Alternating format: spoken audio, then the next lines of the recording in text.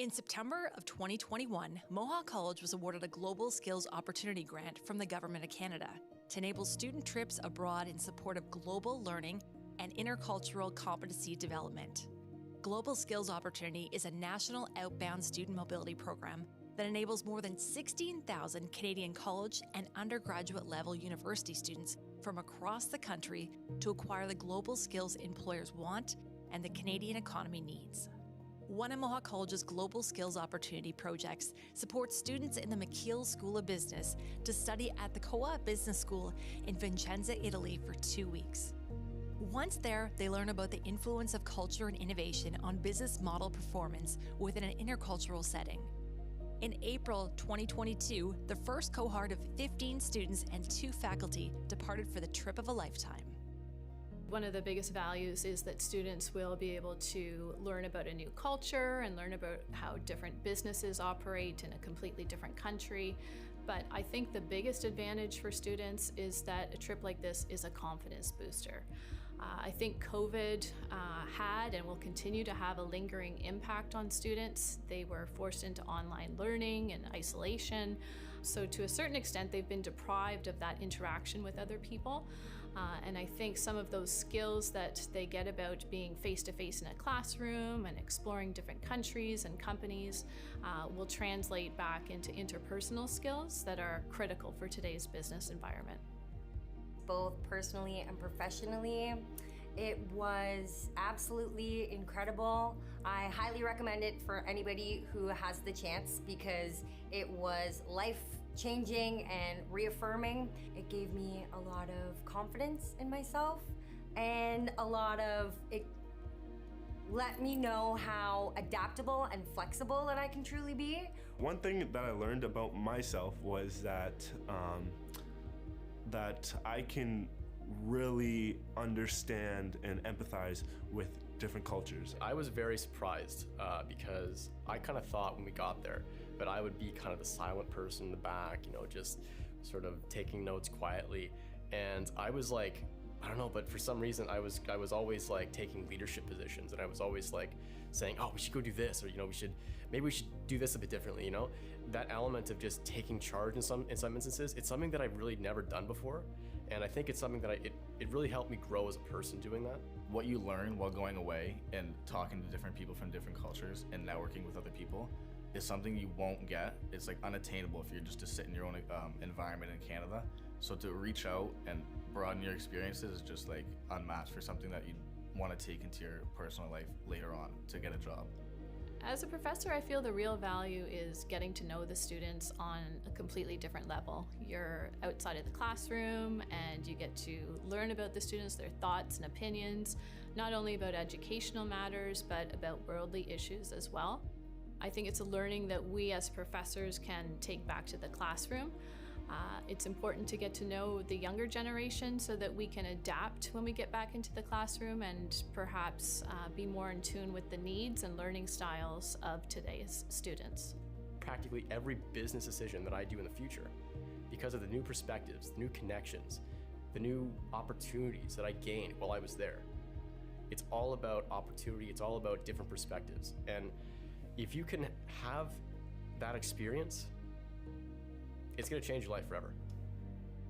A key component of the Government of Canada's international education strategy, Global Skills Opportunity, is funded by Employment and Social Development of Canada and is administered jointly by Colleges and Institute Canada and University Canada. Over 4 years, Mohawk College will be one of 54 colleges and institutes and 56 universities that will be implementing a total of 124 Global Skills Opportunity funded projects in collaboration with international partners in more than 100 countries and to the benefit of tens of thousands of students. By empowering post-secondary institutions to implement innovative solutions to barriers to participation, Global Skills Opportunity will expand the horizons of Canadian students from coast to coast, build intercultural competence, enhance global understanding, and improve Canada's competitiveness on the world stage. Mohawk College is a pollinator-friendly campus, and in 2019, we became an officially designated bee-friendly campus in partnership with Bee City Canada. Join us while we show you some of the ways we support our bees and pollinators at our main campus. Our Fennel campus has many features that support pollinators. One of our most used spaces is our community garden. The garden opened in 2013 with only 8 plots and has grown to have 50 plots with over 300 members who use the space annually. Our members include college faculty, staff, and students, as well as members of our local community, all of whom are growing their own food, planting flowers for our pollinators, and helping each other learn along the way. We are proud to say that this space is an organic growing space. That means that we don't use any pesticides, herbicides, or fungicides, since those are harmful to our pollinators. Our rooftop pollinator garden recreates a natural meadow habitat, and with a mix of grasses and flowering plants that bloom at different times of the year, this garden is open to visitors in the warmer months and is a great place to relax, eat your lunch, or even study. Other garden spaces we have include our bioswales and rain gardens, where native plants act as stormwater management systems, as well as habitats for our pollinators. Our seed orchard, funded by the World Wildlife Fund Canada, is planted with a few select native plants with the intention of collecting the seeds to share with our local community.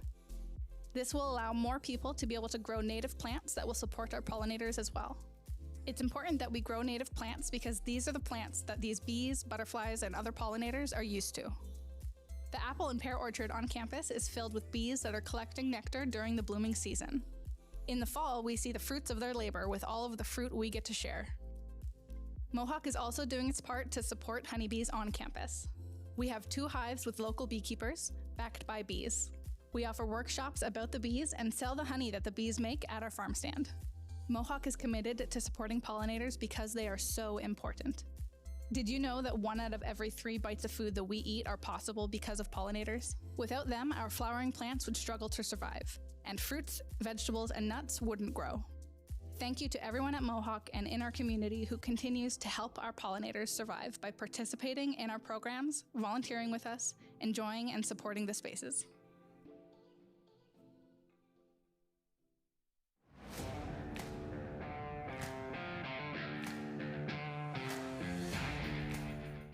I got a phone call one day from one teacher and one student who said, "You should try teaching. You can't keep quiet." So I said, you know what? The first thing that came to my mind, other than the fact that I would enjoy to pass along the experiences I've had in the industry, was that I get to work with these faculty members that I would consider mentors of mine. And they left a really long-lasting impression. So for me to come back, it's humbling. It's an amazing job. I thoroughly enjoy when students come to me with questions and concerns. And I always let them know this trade is a vast trade. There's a lot to learn and to be humble and to ask questions. So I started in 2009 in the apprenticeship. I came here on day 1 and I had the same faculty member that I'm working alongside with right now. And the last year I came was 2014 when I graduated, and I have the same faculty teaching with me right now who taught me in 2014. What makes me tick? I've always got little projects going around the house. They never end. I'm really into cars. I'm into mountain biking, and we camp. My family and I camp. We love visiting provincial parks. We've been to the Bay of Fundy National Park. We've been to Thunder Bay last year. So we have a travel trailer and we try to explore Ontario. The overall environment at the college is extremely positive. Like I said, I work with a group of mechanics, a group of teachers who are very supportive. We're constant communication with each other. We set out rules and guidelines for the students to follow, and because these students are actively working in the industry, they're working professionals. So I get to go to school every day and work with active professionals in the industry, and I get to help them through their apprenticeship program. The college is supportive of things that I want to do when it comes to integrating technology or purchasing new equipment, and the students absolutely, when they see this, are like, can we work on it? This piece of equipment was actually, we purchased this a few weeks ago. This is a CO2 trainer. So again, we're trying to keep on the forefront of technology. And part of that is that a lot of these older refrigerants are being phased out, and we're now moving towards natural refrigerants. So this is a CO2 trainer. Really looking forward to having this as part of the curriculum moving forward. There's no competition. Dan Collins has set the bar extremely high for beards, and I could only hope one day to accomplish what he's accomplished in the world of beard growth. So I'm working on it, Dan. I'm coming. So I'm working on it.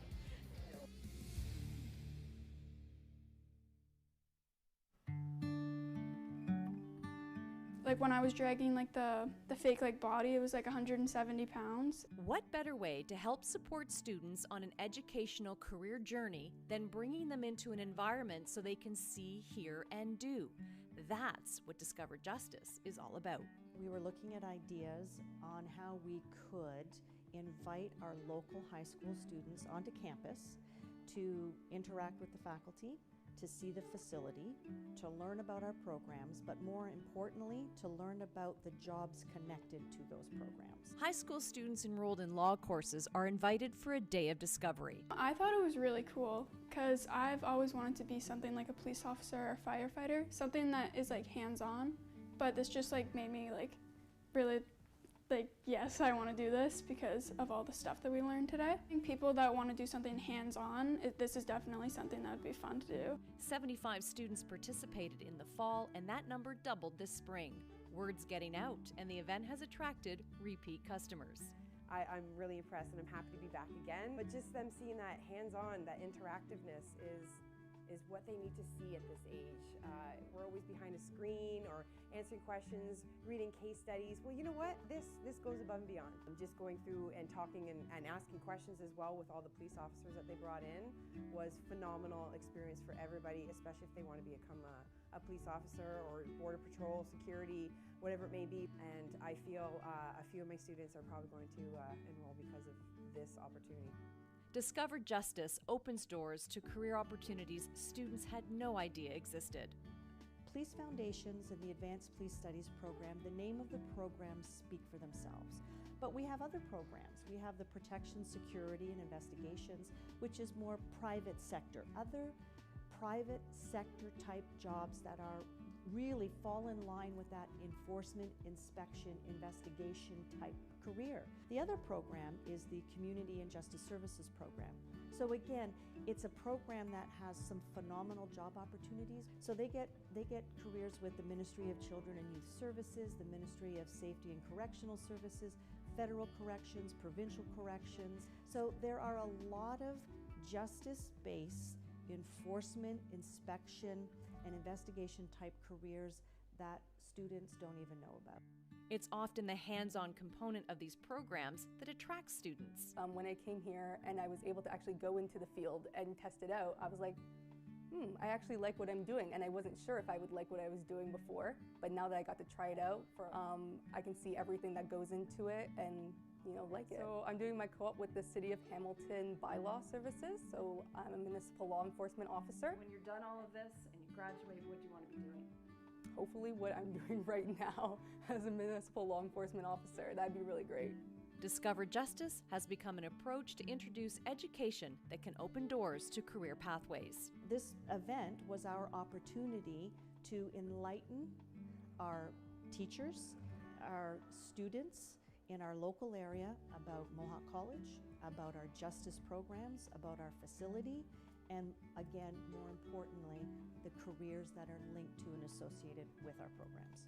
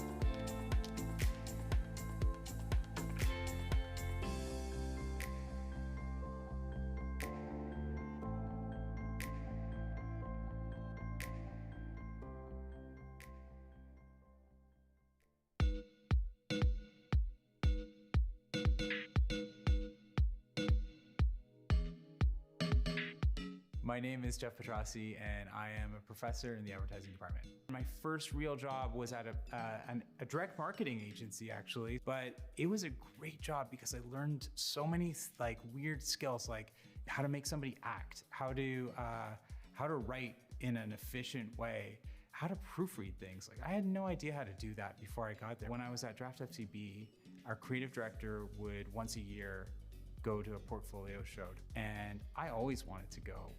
That was like my favorite way to spend an afternoon. Students started calling me and saying, hey, would you look at my portfolio? Like, what do you think of this? What do you think of that? And I tried to be really honest with students because I felt like a lot of people would just say, oh, this is really, really good, and then never see them again. Around that time, I started thinking about how I loved taking sort of this unpolished student portfolio and helping them get ready to go out and work. And I decided I wanted to do that more. So I have to say my favorite thing is the students, because some of the students could be lawyers, some of them could be stand-up comedians, some of them could be like visual artists. So you get this really weird mix in every single classroom, and I love that. My close second would be the buffalo chicken wrap at the student center. In our industry, you get raises and jobs based on awards. Agencies win clients based on awards. Awards show that you can be more interesting than other people or places. So I want the industry to see that Mohawk students can think in an interesting way, and awards prove that. That's like the only way that we can prove it beyond the portfolios themselves. When one student wins an award, it helps all of the other students in their class get exposure. It's like, oh, Mohawk, that's a great name. Yeah, I'll look at your portfolio, or yeah, I'll meet with you. It makes a really big difference when it comes to getting jobs. I think our students invest in doing super strategic ideas. The thinking that we do, I find is more sophisticated. The students have way more insightful thinking. They're really able to get to places that the consumer thinks that maybe they didn't even know that they thought. And then from there, drive at an idea, and let's not just accept the first idea. We always talk about how good is the enemy of great here. And with every contest we do, we have a lot of good, but how do we resist the urge to stop at good and to keep pushing until we have something that we're so excited about because we feel like it's truly great? So I have them go into a Google sheet and they brainstorm ideas, and I have them all open in different tabs, and I can go in and watch them brainstorm in real time. And I can say, this is working, this isn't working. What if you did this? What if you did that? And then I can switch to the next team and do that. Where I could never do that before, I can absolutely do it now. I can sort of play a role in their brainstorming. And there's a whole bunch of tools like that the digital learning enables, that I don't think we would have found out about if we weren't put in this position.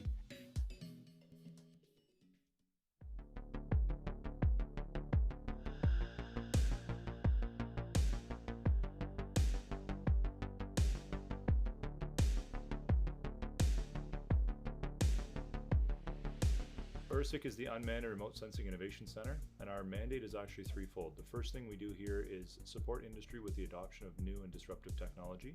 The second thing we're doing is actually training the next generation of workforce that can actually use this as highly qualified personnel to develop and integrate solutions for industry. And the third thing that we do is also de-risk and test the innovations as they're coming to a market readiness level. Drones can be used in a whole host of applications in industry. Essentially, any opportunity to move a sensor to a remote location, we can use a drone for that purpose. What it does is it allows us to de-risk the action and remove direct human interaction with what might be previously a hazardous environment. In addition to that, it allows us to access new perspectives on many different sites that might not be accessible previously through standard means. The trip to Manitoba was actually a really exciting opportunity for our team. We were approached by Innovative Solutions Canada to test one of their new innovations in the program. The innovation we were testing is a drone that carries an ultrasonic probe that can measure metal thickness and integrity of metal structures. And that was developed by a company called Skygauge Robotics here out of Hamilton. So while we were up in Churchill, we were not only testing that system, but we were also testing the functionality of the drone in cold weather. We just don't have access to those temperatures here in Southern Ontario. When we were up in Churchill, the average temperature didn't get higher than -35, and it allows us to really put the platform through its paces to see if it can function in extreme cold weather. So we were flying on metal structures carrying conveyor belts that were actually being decommissioned, so we needed to know essentially the strength of the structure so we could determine its integrity as it was deconstructed. And while we were there, we also did some internal structure in GPS denied environments and some tank measurements as well, essentially measuring the thickness of the metal and its integrity on the tank itself. This is traditionally done by people on scaffolding, often requiring significant amounts of development to get that scaffolding erected and in place. And if we were able to, do it with us standing on the ground and putting the drone in the air, it just saves so much time in setup and risk to humans as well. One of the most rewarding parts of this role in the Unmanned Remote Sensing Innovation Center is we're able to involve students in so many aspects of the work we do. As part of that trip, we were able to take 4 students up with us, 2 students each week. And those students were not only able to join us on the trip, but they were also lead pilots for many of the operations. They were piloting a brand new innovation, testing it, running it through its paces, and actually doing the majority of the work while they were up there. The sky is the limit on the drone technology for ERSIC. We are willing to take on any new and exciting project or help any industry partner when it comes to developing their needs with unmanned and remote sensing systems.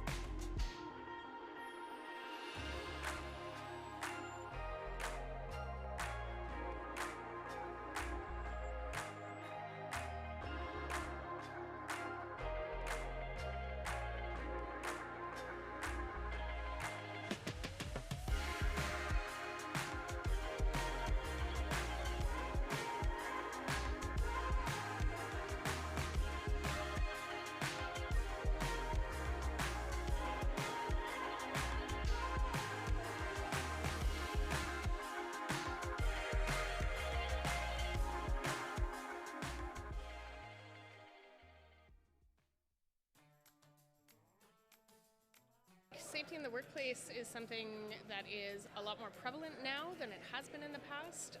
The advent of internet and people talking about safety in the workplace more often.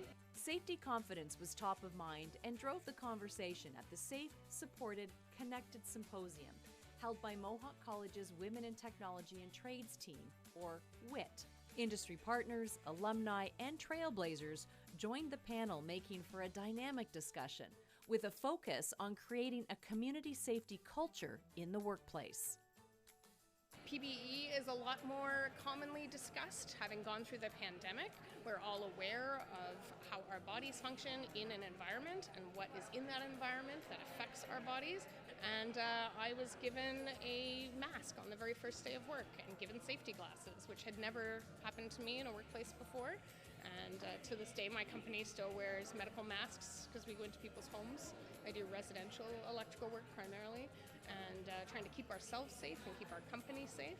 The panel spoke to developing a safety culture, building community within organizations, and the importance of employees feeling supported. And a safety culture is one in which people feel like they have the permission to say, you know what, this is not a safe environment, so I'm not gonna partake, or where they see things that are not following the safety procedures, that they have the courage to say, this isn't working right, and there are no ramifications for that. I think as an industry, we're looking at women as an important part of how we grow. And we need to make our environment or work site psychologically safe for women, as well as operationally safe for women. So I see organizations spending time on that to really ensure that we're providing the right training for existing employees, as well as our women coming into the industry, so they feel included and they feel like they belong. The WIT Symposium series provide an outlet for these important conversations as Mohawk College continues to work on swinging the pendulum. This work has been going on a long time. We're starting to see a slight shift in the awareness.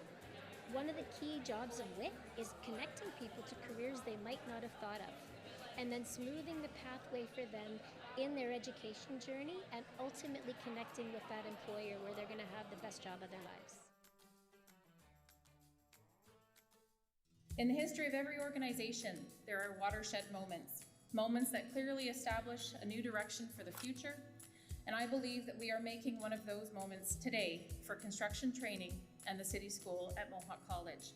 Today, I'm incredibly proud and grateful to announce that Mohawk College has received a generous gift of $1 million from Steve and Elizabeth Stipsitz and Brandhaven Homes. As the president of Brandhaven Homes, Steve Stipsitz is a community builder in many ways. His Burlington-based home building company is committed to exceptional quality and care in the construction of every home they build and in the development of every community they design.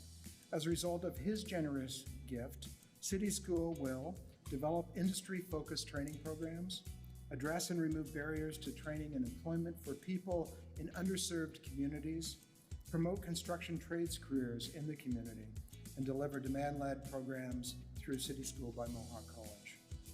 Thank you, thank you. Well, I love City School, and I can see that you're dying to know why, so I'm going to tell you. So first, you must imagine a society in desperate need of people to fill jobs in important but underserved careers, such as healthcare, health and childcare, and the skilled trades. And then imagine people living in multi-generational poverty right here in our own backyard. And then now imagine a small group of caring individuals who felt compelled to do something about it by bringing education right into the neighborhood where the people live at no charge to the participants. That is City School, and so what's not to love?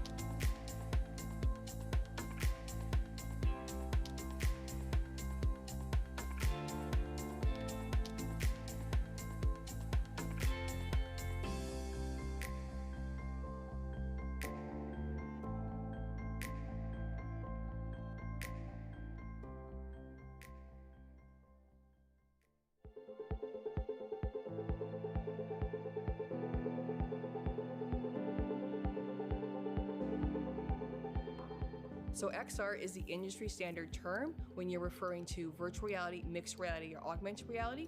You can just refer to any of those as XR. So virtual reality is when a user is completely immersed in a 3D virtual environment via a virtual reality headset.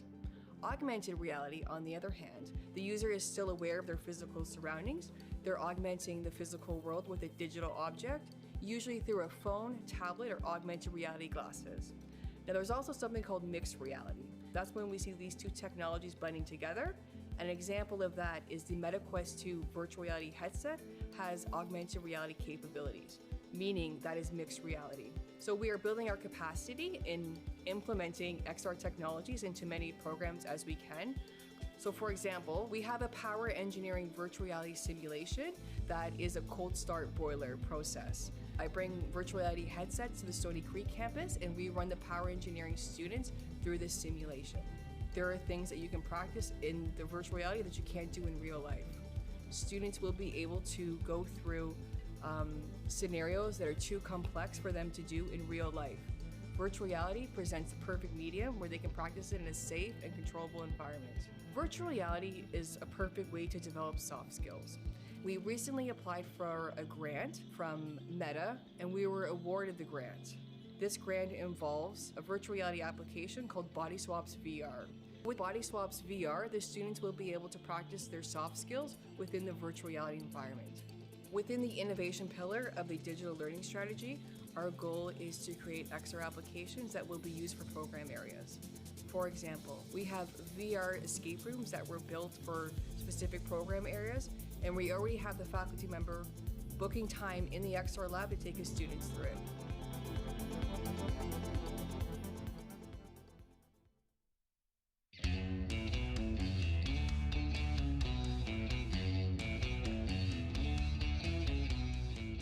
I taught a grade 7 and 8 class last year. I had the opportunity with elementary engagement to go in, and I had 3 points of contact with students where I got to promote trades before they got to high school. And so I came up with this analogy, and it's like playing Lego. Now imagine this. You get a call from your buddy Tim. Tim just got the new Star Wars Lego Center, and he wants you to come over on Saturday and build it. So what's the first thing you do? Who's coming? Right? Okay, so Tim's coming, Sally's coming, and Bill's coming. Great, I'll be there. That's carpentry. I get a call from Adam. Adam says, hey, I just got a new deck that I need to build. Can you come and build it? And I'll say, who's coming? And he'll say, Sally and Bill are coming. And I say, great, I'll see you on Saturday. And we get to build something. So I'm just a kid playing with larger Legos, and that's what I get to do. That math is not important, and it's the most important. Math is everywhere in what we do. Now, having said that, it's not hard math. This is math that makes sense. This is math that my students come in and are like, I wish I was always learning this kind of math. In high school, you may learn that A plus B equals C. Well, what does A and B mean, right? And what's C? Like, what does that mean, right? But we can actually hold A and B in our hands here and then measure C. And it just makes sense. That's the math we do. I wasn't listening to myself, into my gut to what should I be doing. And since trades wasn't really taken seriously, it wasn't an option. And now I understand how great of a choice it was to get into the trades. It's a booming industry. There's so much work. I'll always be able to fall back on a ticket that I have because I'm a Red Seal carpenter. I know carpenters that they've known before they leave the womb they're going to be carpenters, right? And that's not my story. I was encouraged to go to university. That was the path set out for me. In high school, I took all university targeted courses. I took one shop class. I can remember being in that shop class, and there was a finishing room. I was building like a TV cabinet, and I'd close the door to the finishing room, and just like the world would just like shut off. After high school, it's kind of funny. The phone rang, and it was someone asking for my brother. And what do you want? And they said, there's a job in framing. And I said, yeah, I'll take it. And so I started framing. After a week, I'd look back and be like, whoa, like we built those walls. Or that floor is because we were here. And a month, look at that house now stands because of our crew. And then years go by, and now I can go into neighborhoods, and it's so rewarding. And that's when I identified, back to the one high school shop class I took, where when you get into your work and the world just shuts off, that's what I experience now. And I see the product of what I can make, and it's so rewarding. And so that's when I got hooked. Industry trained, but I went through the apprenticeship program. So I came here to Mohawk, and I did my apprenticeship through this schooling. So this is a bit of a home to me for where my career started. Every tradesperson is a teacher at heart. If I could summarize every trade in 3 words, we do 3 things. We learn, we earn, and we return. And it's not that you learn first, then you earn, right? This all happens at the same time. All 3 of these words are all going on at once. You learn, you earn, and then you return the knowledge that you gain from someone else to somebody that is still coming up in the industry. That became the next best thing of my job. I love building, I love seeing the progress, but more so than that, I love seeing the progress of people I've taught. And I kind of wondered, how can I do that on a full-time basis? And Mohawk gave me that opportunity. One of the things I'm kind of honored about here at the college is that I get to teach along the teachers that taught me. I did an apprenticeship in carpentry. I would argue that I'm in an apprenticeship for teaching now. these are the people that surround me, and they look at my lessons, and they sit in my classes, and we bounce ideas back in the office, and we share PowerPoints and different presenting methods and all that. It's just such great teamwork. Mohawk has yet to say no to me, and I've got some pretty wild ideas, right? I said, you want to build a full-size house? And they said, sure. I said, really? Like I go in with these asks and I don't know if I'm gonna get a yes. And I said, okay, next year, can I build 2 houses? Sure, like full-scale houses. I asked for technology. Yep, done, you have it. So what can they do better? They're doing a great job. The day they say no to me, we'll talk again. Every teacher here is a licensed carpenter. We come with real life experience to the classroom, and our students will absorb that. And on top of that, they're doing it themselves. Our students are in the shops with our talented faculty as the students build their projects. It comes and goes. It's remarkable. Thank you, thank you. I can hide 10 carpenter's pencils in it.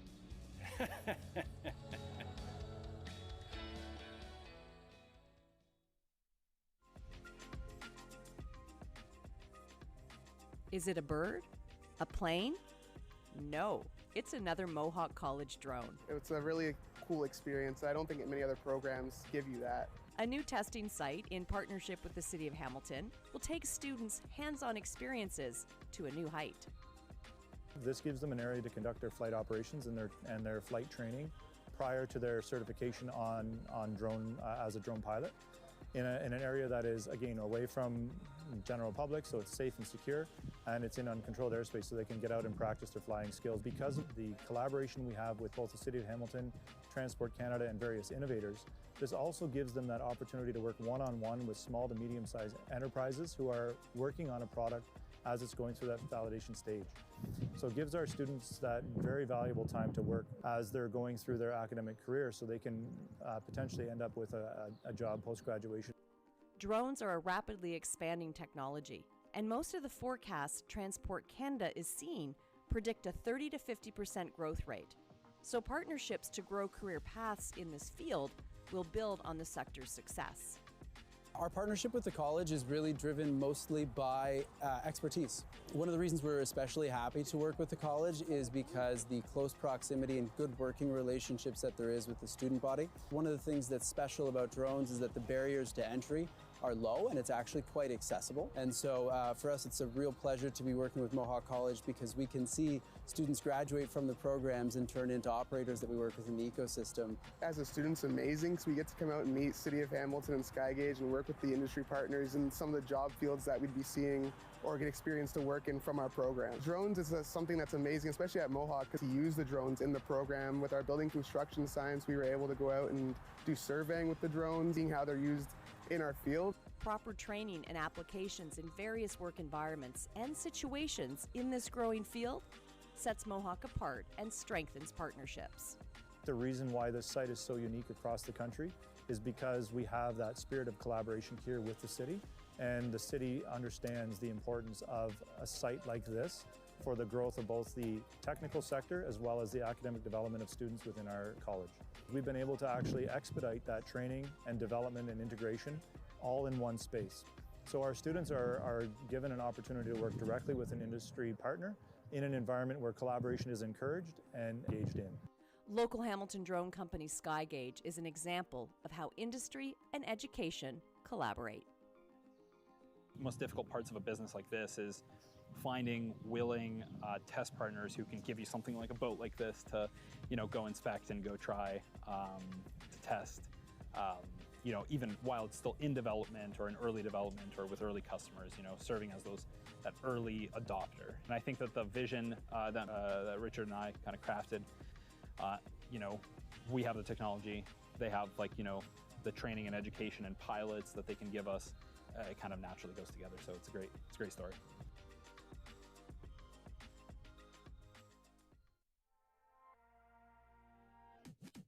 How about a college career choice that could lead to a world competition in Singapore? That is precisely what can happen for the top skilled trade students, demonstrating they are the best in their field at the Skills Ontario competition recently held in Toronto. All these skills I've learned over the past 18 months, I can pull them together and hopefully do well at this competition and keep going with my career or take a jump start towards my career. Skills Ontario looks for ways to champion and stimulate world-class technology development and employability skills in Ontario youth. And the skilled trades are roads worth traveling. You cannot look around anywhere without knowing that a skilled trades person touched that space. I would love for people to see skilled trades as an opportunity to explore multiple areas. You could start on the tools in the trade, but you can also end up in management, or you can have the opportunity to run your own business. The options and opportunities are absolutely endless as soon as you have that ticket that says, hey, I did it. Students that find their way to skilled trades see how this pathway can provide incredible opportunities. I picked the trades just because I want to be working my hands, moving around. I don't like sitting behind a desk. I don't mind getting dirty, and there's lots of money there if you're willing to work for it. And the millwright trade is very diverse, right? You can be working in a factory making, beer if you want, all the way up to windmills or power generation places. There's so many options within this one trade. I think a lot of the time in high school we're pushed towards all these more advanced courses and pushed towards these different career paths. But if you're willing to work and put the effort in and you're smart, you can have a great career in the trades. In my career, I see a few paths with it, either working my way up through management or maybe coming back to college and teaching, seeing where I can go with it. End of the day, I want to be on my feet. I want to be helping people get into the trade. The skill trade landscape is vast. There are 144 recognized skill trades. We have our traditional trades, such as apprenticeship in electrical and carpentry. Those are household names. We know plumbing. What we don't think about is hairstyling, bakery, so pastries, for example. We have a butcher on site. That is also a skilled trade and something that we don't technically think about as a skilled trade opportunity. Skilled trades is not a plan B. It's your plan A. And skilled trades is not a job, it's a career. And a career that pulls out all levels of skills, including your creative side. Photography, it does take a ton of skill and a ton of attention to detail to excel at it. If you're thinking about getting into a skilled trade and you're passionate about it, it's something you want to do, absolutely do it. Don't hesitate, start as soon as you can, because the sooner you start, the better you're going to be at it. This is a photo that I took actually for one of my assignments at Mohawk, one of my studio assignments. It's a character portrait with some vintage kind of styling and wardrobe, and obviously the glasses are very, very retro styled. I had a bit of experience in photography going in, but I learned so much over just 2 years. The amount that you learn in that program is just unbelievable, and it's been incredible. Gold medal winners advance to the Skills Canada National Competition, and those top competitors will head to the World Skills Competition held in Singapore. Congratulations to our entire Mohawk team who competed in this year's event.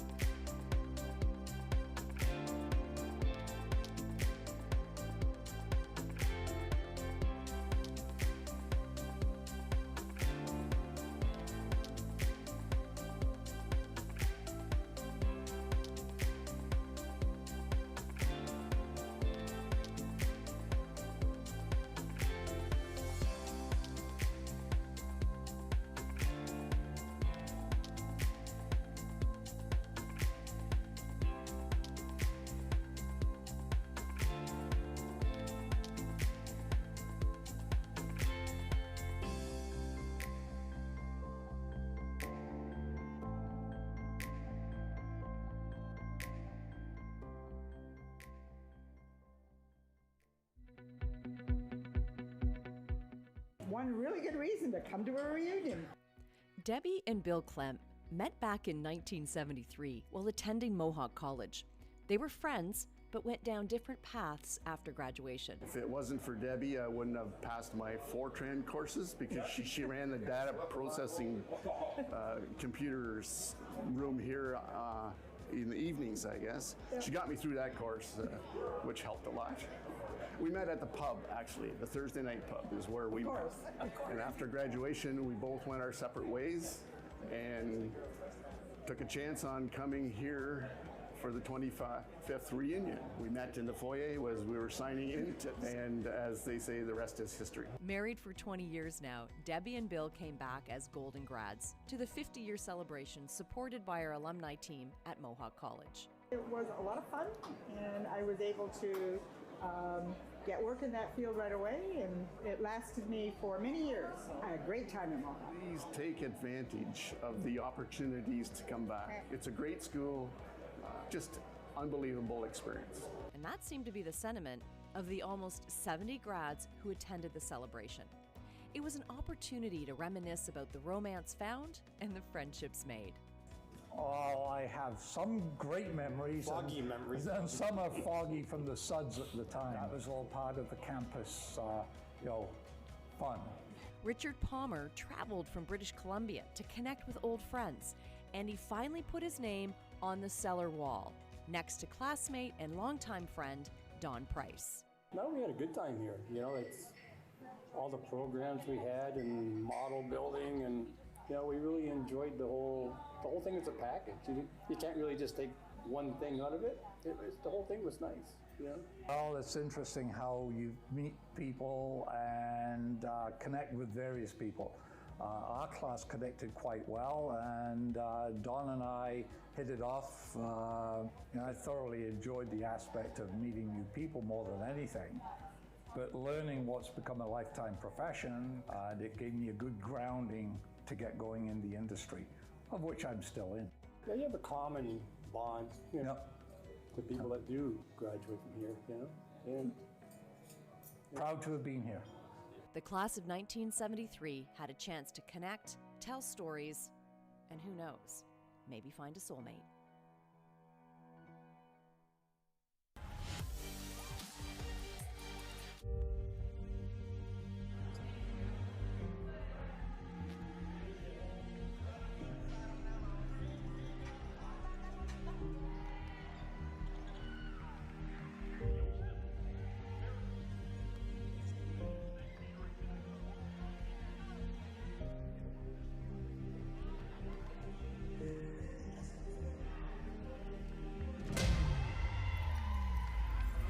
VIP treatment, a DJ, and an all-around high-end setup was the backdrop created at Mohawk College's David Braley Athletic Center for the Women's Basketball National Championship. It's been 8 years since Mohawk College hosted. Doors were open to spectators to watch high-level basketball showcasing top talent from across Canada. As you watch some of these game highlights, here's an overview of the tournament. The gym was set up to provide an exceptional experience. The main court was surrounded by bleachers for an up-close view. Tournament production was high to create that professional sports feel. And for those who couldn't attend, there was a live stream available throughout the tournament. The upstairs fitness center offered an additional warm-up, cool-down space for all teams. And there was a private athletic lounge, kind of like a Club Med without the water, outfitted with a stretch and activation area, free massages that were offered by Mohawk College's massage therapy students, and there was a student-run custom shoe restoration booth. The tournament was rounded out with an awards banquet held in the Arnie, with former Canadian women's national team member Michelle Plouffe as the MC and keynote speaker.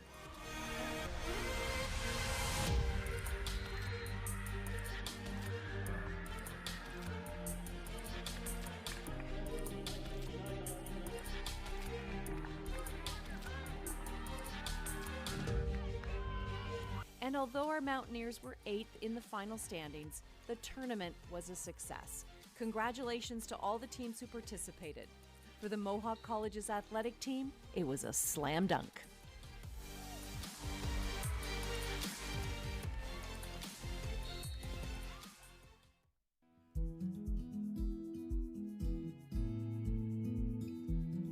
I I just feel blessed every day to be able to come and share something that I'm so passionate about on my own. For me, I have family members that needed to just be able to hug their grandkids again, and fitness played a role in that. A family member that went through breast cancer and wanted to take back control of her life and did that through fitness, wellness, and health. So to be part of someone's lifetime journey along that, the ability to move and live the life you want to live and make healthy choices is such a gift. And so I'm passionate about sharing that knowledge on with other students that are equally, if not more inspiring, is something I'm fortunate to do every day.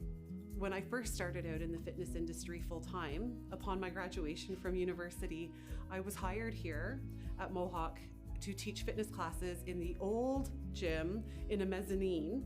So I was here a couple times a week and it's always kind of kept that connection. And so when that opportunity came up to come and teach here again, it was such an easy decision because I already felt like I was part of the community in a small way, and this just gave me an opportunity to join in a more meaningful way.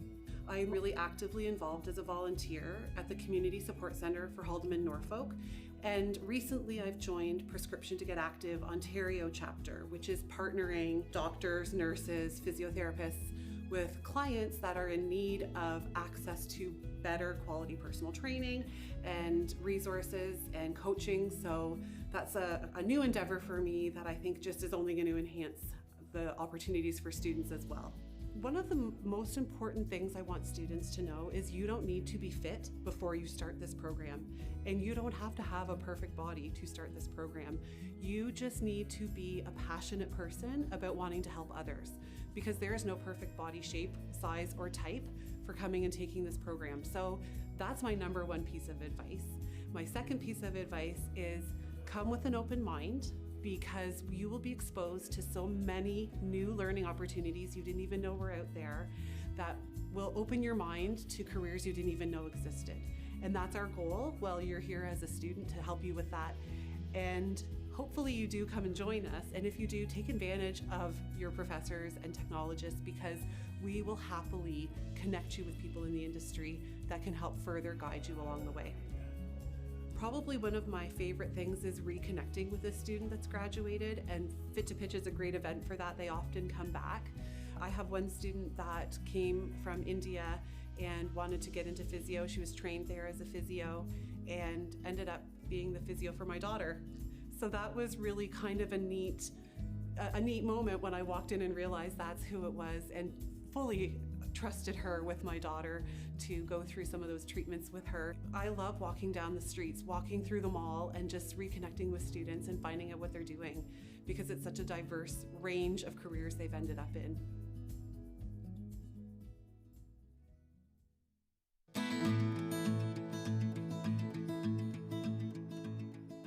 I can't tell you how many times I tried to reimagine what it must have been like to live in our old villages, completely dependent on what the land provided.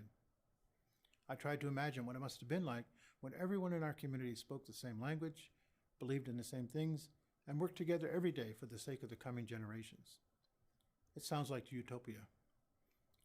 I tried to imagine what it must have been like when the Dutch ship anchored alongside the Mohawk canoe and the men from both vessels hammered out an agreement about how they can coexist peacefully and fruitfully. That sounds like heaven. I racked my brain trying to imagine what it must have been like to finally realize that our trusted ally was untrustworthy. What did such betrayal feel like? How could you keep faith with the treaties? What do you do when the covenant chain becomes covered with rust? Sounds like hell to me. I spent my adult life trying to track down who I was intended to be. I spoke with a bunch of old people who still carried the knowledge of our ancestors. I had to find my way to our ceremonies that amazingly still continued. I had to sit through endless hours in the council house listening to our chiefs and our clan mothers as they tried to plot a way forward. But I also got to witness the birth of my daughter in the home of her great-grandmother, and made sure that the first words that she heard after catching her first breath were the same words that her great-grandmother spoke, Mohawk words of welcome. We should all have been welcomed into this world in that way. What do you know, and what do you need to know to become an Indigenous ally? Today we can embark on our own journey of self-discovery through the ideas, beliefs, and interactions regarding Indigenous people. What it means to be us, to be in relationship with each other, and what the future can hold to fill the gaps in our understanding. We can begin to build relationships based upon principles of honesty, respect, and trust. It is a great gift of time that we've been given in order to explore these ideas. And that sounds like hope to me.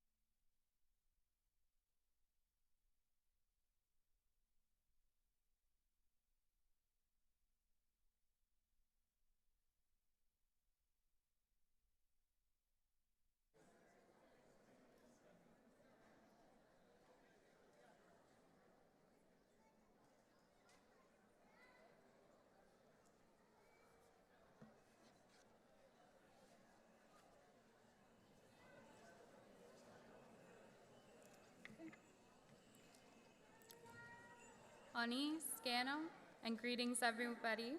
My name is Kayla and I'm a member of the Indigenous Student Services team at Mohawk College. I'd like to welcome you to the traditional territory of the Haudenosaunee and the Anishinaabe nations that we've gathered on today. The summer solstice is a day that Indigenous peoples around the world have celebrated for thousands of years. The Earth's northern hemisphere is tilted as close as it gets towards the sun, and we enjoy the longest day of light in the year.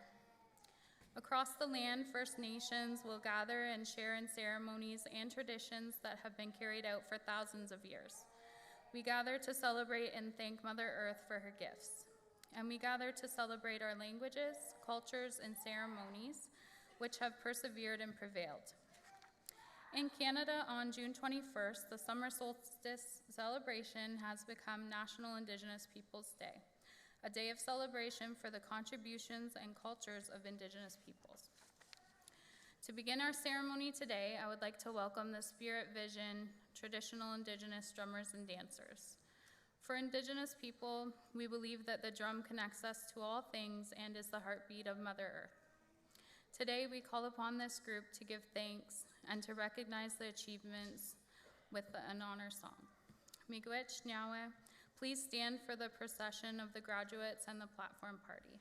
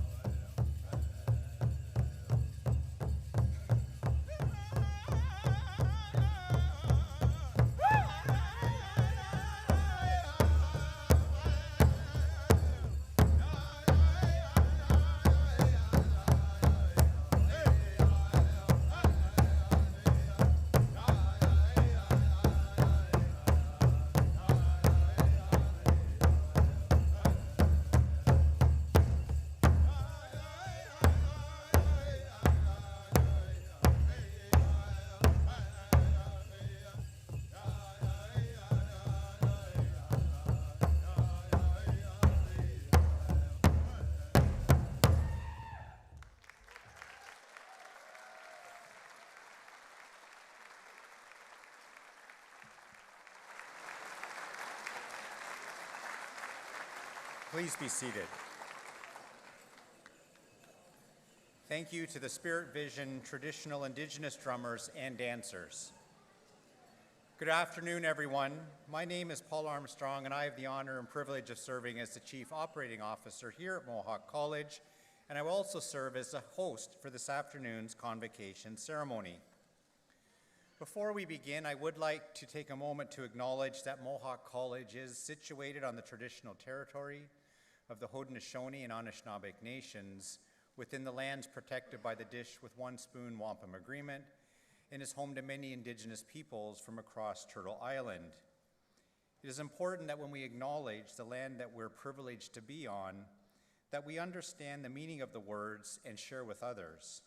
And I'd like to just take a moment to share a little bit about what I've learned today about the significance of the acknowledgements we make in these land recognitions. In this acknowledgement, we refer to the Dish with One Spoon Wampum Agreement. And oftentimes at events like this, we refer to two-row wampum agreements. And agreements that are captured in the wampum belt are actual agreements that have symbolism based on what was agreed upon. And so if you know what a wampum is, you'll know that it's made of a series of beads, and the two-row wampum is purple beads separated by thin rows of white beads. And the two-row nature of the belt represents an agreement that the two white beads represent peoples moving along on a parallel journey, trying to support and enable each other to achieve and be successful, and the fact that they don't cross over was a symbol of the fact that they would not interfere or impose their ways and laws on each other. I also want to acknowledge that today is National Indigenous Peoples Day, and that June is National Indigenous History Month. This is a time to celebrate the contributions and cultures of Indigenous peoples, and to recognize the rich history, heritage, resilience, and diversity of First Nations, Inuit, and Métis people across Canada. Please take the time to educate yourself, because by doing so, we can better advance truth and reconciliation. Before I introduce our platform party, can you please stand and join us in the singing of our national anthem as performed by Colin Brennan from Mohawk College's music program.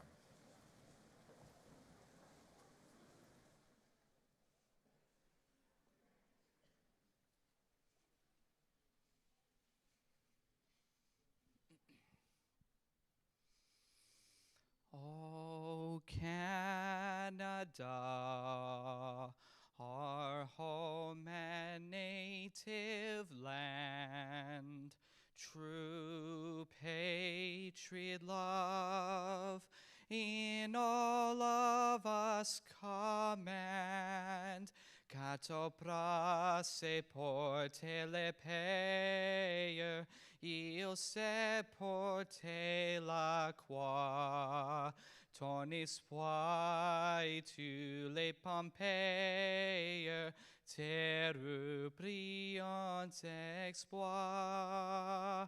God keep our land glorious and free. O Canada, we stand on guard for thee.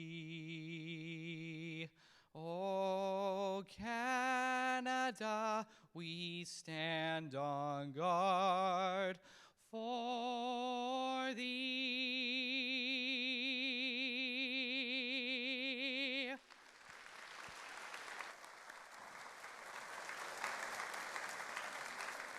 Thank you, Colin, and please be seated. Convocation is a special celebration for all in attendance. We ask that you please stay at your seat until the entire ceremony is complete, and please could you ensure your cell phone is turned to the silent setting. I am proud to declare that this convocation ceremony is now open.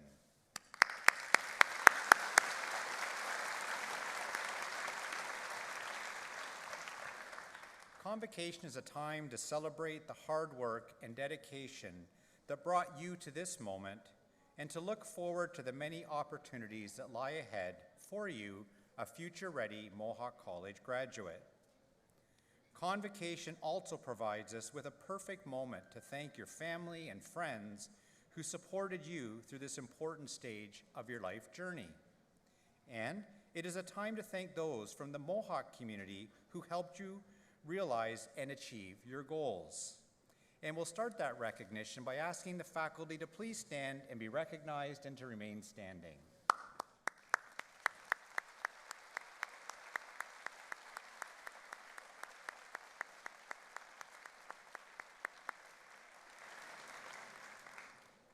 Next, I would like to recognize our staff, alumni, and union representatives who are joining us today. Please stand to be recognized.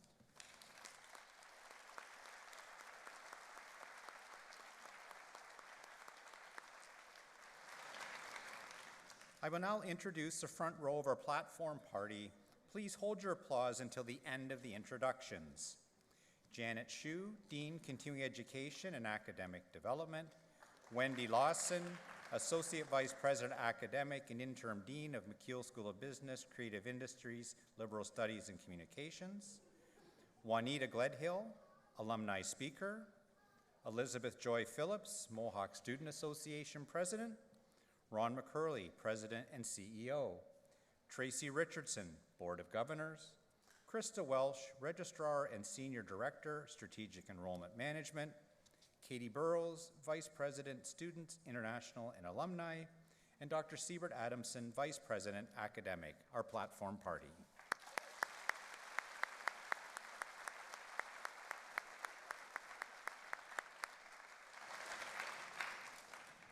I'm pleased to introduce Jonathan Vise from the Mohawk College Alumni Advisory Council to come forward and welcome our new graduates as alumni members.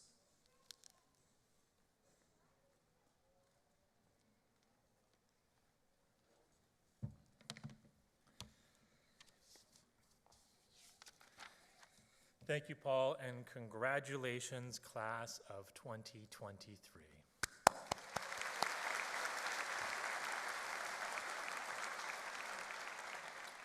Good afternoon, my name is Jonathan Vise, and I am the Vice Chair of the Alumni Advisory Council. You have worked hard to reach this moment today, and I am truly honored to officially welcome you to the alumni family. Although your studies are complete, your connection to the college is lifelong. If you haven't already, I encourage you to take advantage of the many services and supports available through the Mohawk College Alumni Association. It serves as your direct link to a strong network of over 165,000 Mohawk College graduates. You can connect with and learn from fellow alumni working in your field, enhance your career development through workshops and one-on-one career support, attend social events, or learn something new by participating in a personal development workshop. Plus, you can volunteer your time as a committee member or classroom guest speaker. You can access exclusive alumni discounts and savings through your Mohawk Perks app, and there are so many ways to benefit and stay connected. And we would love to hear what interests you. And as a graduate, you are a valuable member of the Mohawk College community.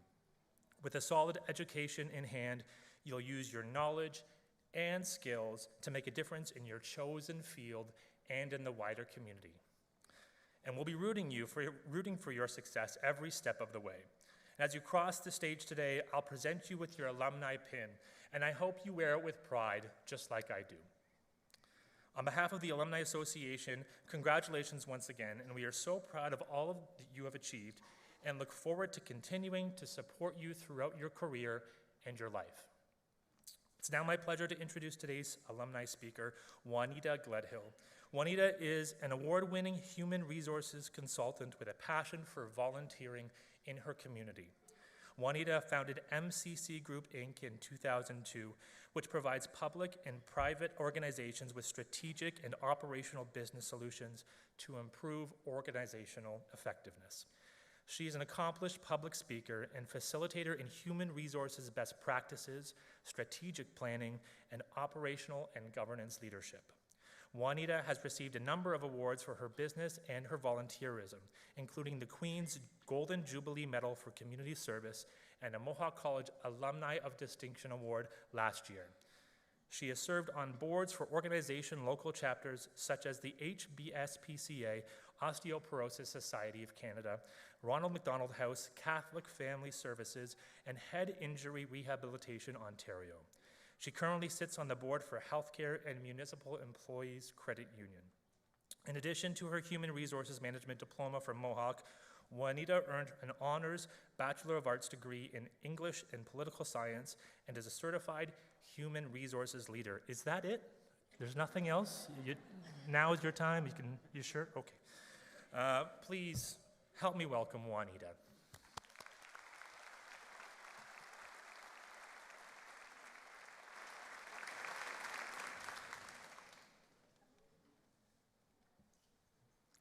In fairness, I turned 60 a couple of weeks ago. Thank you, Jonathan, for those kind remarks. Good afternoon, graduates, proud family, friends and supporters, distinguished guests and faculty. It is an honor to be invited to speak today to the future of our workforce, our community, and our society. For some of you, today is the beginning of your career journey. For others, it is the beginning of a new direction in your career journey, as it was for me many years ago. I know that your studies here at Mohawk have equipped you to apply your cumulative learnings, be they from previous academic studies or work experience. As you move forward, I applaud your commitment to study, to learn, to stretch and grow your knowledge and your skills. And now comes the best part, to hone your abilities. For you have learned what to do and why you will do it. However, it is in the how you do the work that will determine your career path and your career success. I encourage you to do the following. Care about your work and doing a good job.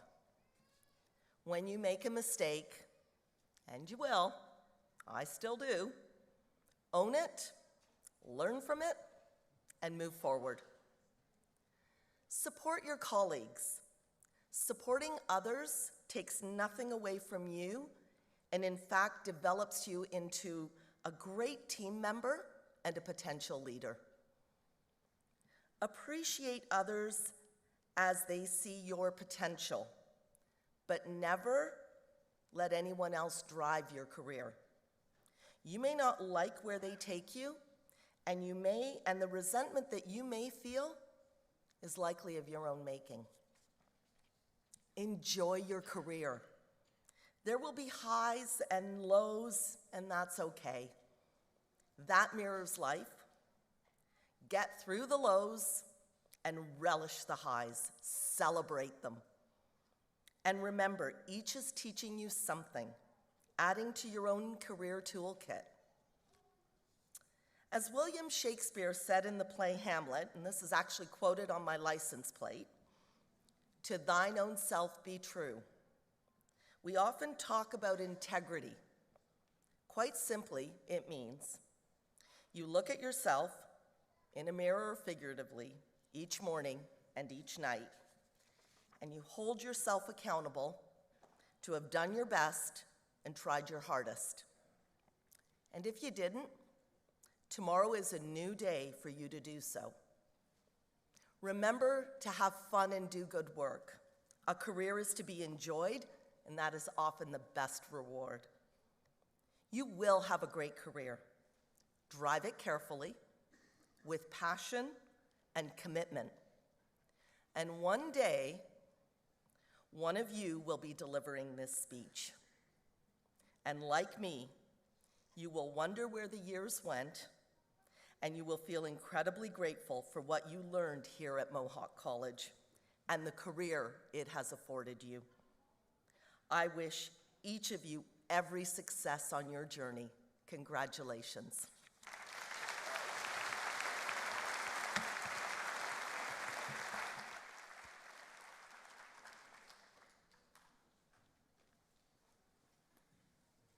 Thank you, very much, Juanita, for your thoughtful and inspiring words. We're very fortunate to be able to count you as an alumni and an alumni of distinction of Mohawk College. It is now my pleasure to introduce Elizabeth Joy Phillips, President of the Mohawk Students Association, to bring greetings to the graduates.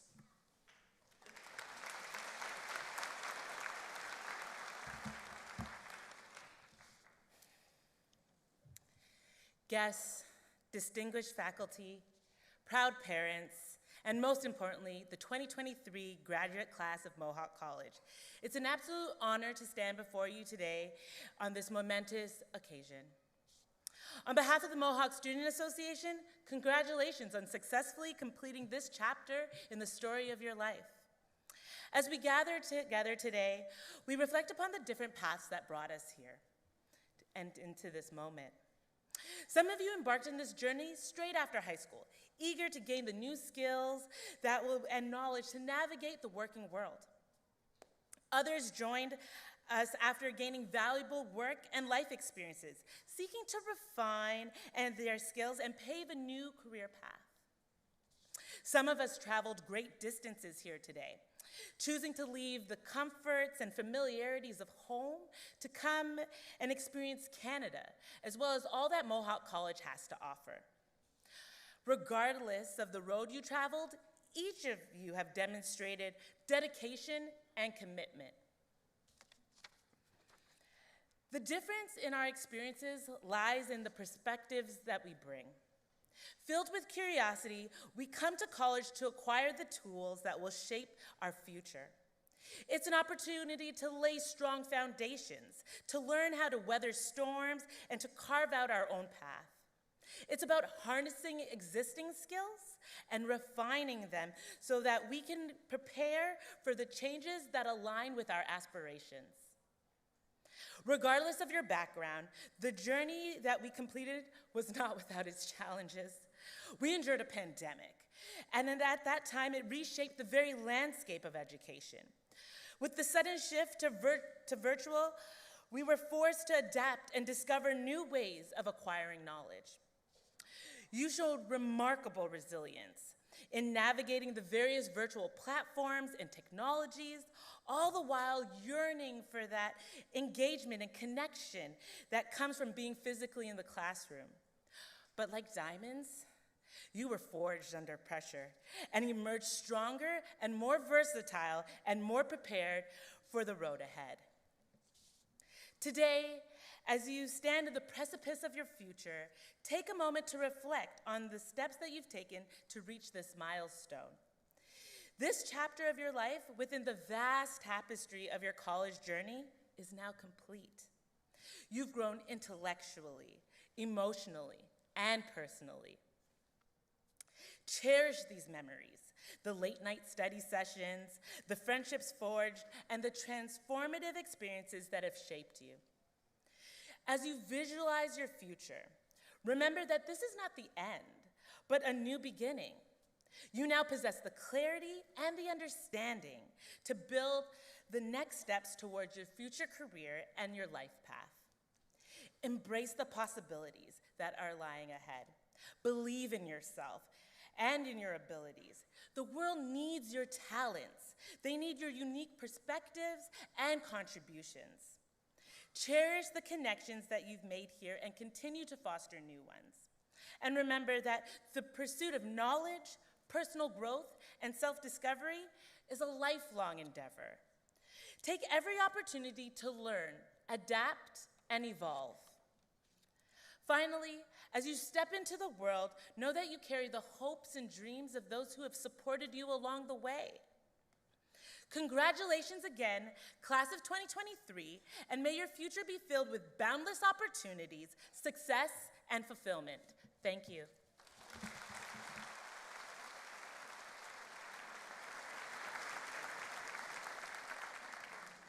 Thank you very much, Elizabeth Joy. You and the Mohawk Students Association are tremendous supporters and advocates for all of our students. I'm now pleased to introduce Mohawk College President and CEO, Mr. Ron McKeil, who will now address Convocation.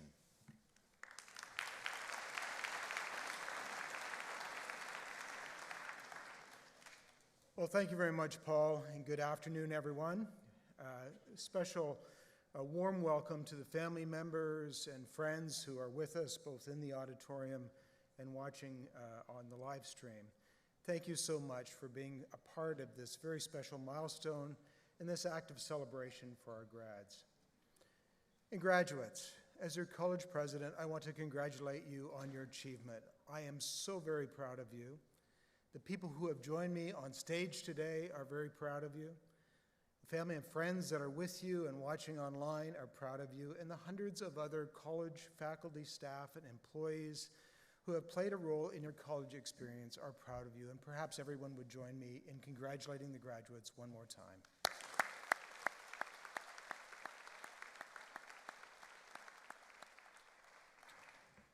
Now, there is no easy path to get to this convocation stage. You've accomplished something special, something life-changing. We're grateful that you've chosen to pursue your college education with us. You persevered, you completed your program, and you're now able to move on to the next stage of your life with a Mohawk College credential in hand. But before you leave here, I'd like to offer you a word or two, or perhaps a few more, to carry with you as you enter the next chapter of your lives. Whether you came to Mohawk College from a few minutes away, maybe from a neighborhood in Hamilton or Grimsby or Burlington, or maybe you came a few hours away from London or Sudbury or Peterborough, or perhaps you came from half a world away, from India, Nigeria, or Colombia, each of you came with a unique story. Each of you is on a unique journey. And each of you holds a unique dream in your heart. Wherever you came from, however you found your way here, you came to Mohawk College with a goal in mind. You came to pursue a college education on the way to a meaningful and promising career. When you enrolled here, you had a reason for being here. No matter where you came from, no matter what challenges you faced or which pathway you took, while you were pursuing your education, you had a purpose. You learned with purpose. And my advice for you today, before you chase the exciting future that is ahead of you, is to remember to live your life with purpose. Now, during college, you had a schedule to follow, you had classes to attend, you had assignments to complete. You knew what had to be done to succeed, and you did it. The goal of finishing your program was broken into smaller steps: submitting a project, handing in an assignment, finishing a work placement. Each step was aligned with the goal of graduating from your program, and you succeeded. You see, while you were learning your lessons, preparing your assignments, and passing your classes, you were learning some other important life lessons as well. You were figuring out how to chase a dream, figuring out how to honor a commitment, how to turn your ideas into action. You moved with purpose towards your goal. Now, with the benefit of a college education, some new life lessons, and a network of classmates, you're well equipped to chase your dreams. But before you decide what it is you want to do in life, be sure to take some time to figure out who you want to be in life and what you will stand for. What's the purpose of your life? What's really important to you? What would allow you to start each and every day full of energy and a sense of direction? You know, my father used to say to me, if you do what you love, you will never work a day in your life. And Oprah Winfrey said it something like this. She said, follow your passion, and it will lead you to your purpose. I think they're both right. Identify what it is that will provide you with satisfaction and fulfillment as you spend your time, your skills, and your energy. Find your passion, and then follow it. Set your goals and move with purpose toward them, and passion will provide the fuel for your journey. If you don't have a goal, how will you know when you achieve it? If you don't know where you're going, how will you know what direction to head? And if you aren't passionate about what you're doing, how will you ever stay motivated?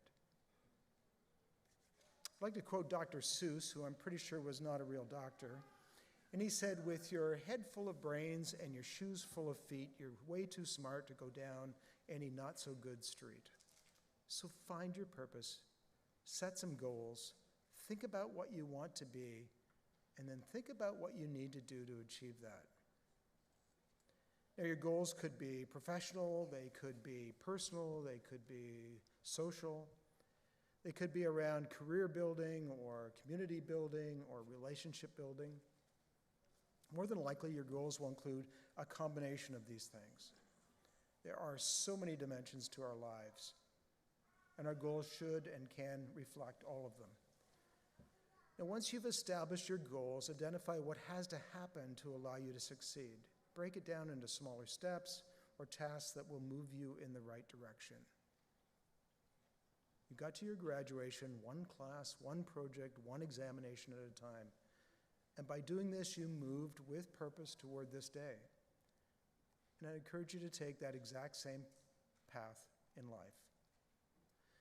You know, there's no easy way to accomplishment or to success or to lifelong happiness.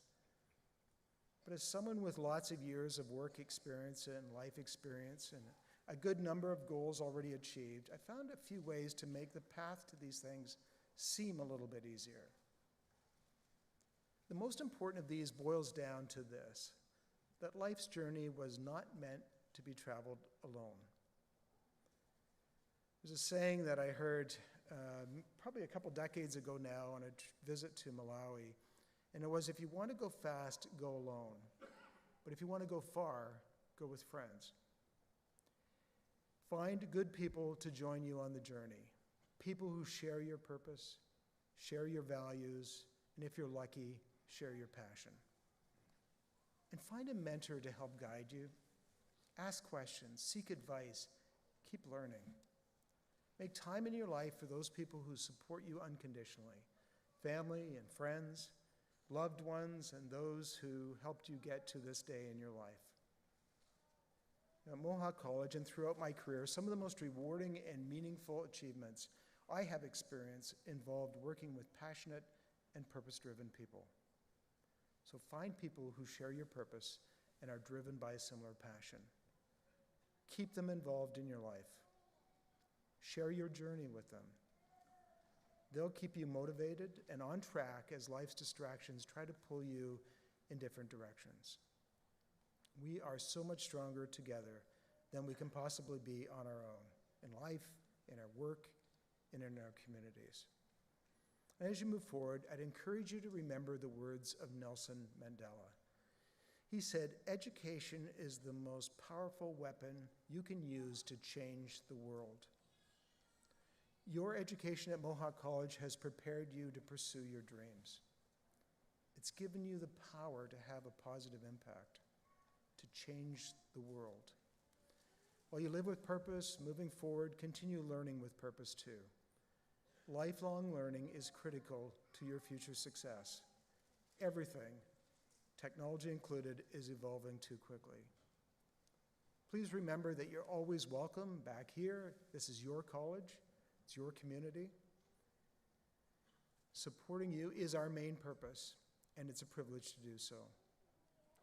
Graduates, we are truly proud of your accomplishments. We are proud that we could support you on your journey to Convocation today. We are very impressed with what you have done so far, and we can't wait to see what you will accomplish as you live your lives with purpose and passion. To the Mohawk College graduating class of 2023, congratulations and Godspeed.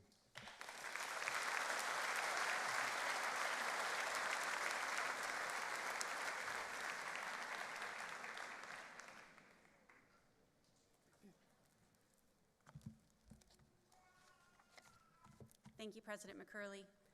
My name is Krista Welsh, and as Registrar, it is my privilege to introduce the most important part of this ceremony. Graduates, it is now time for you to cross the stage and be admitted to the alumni of Mohawk College.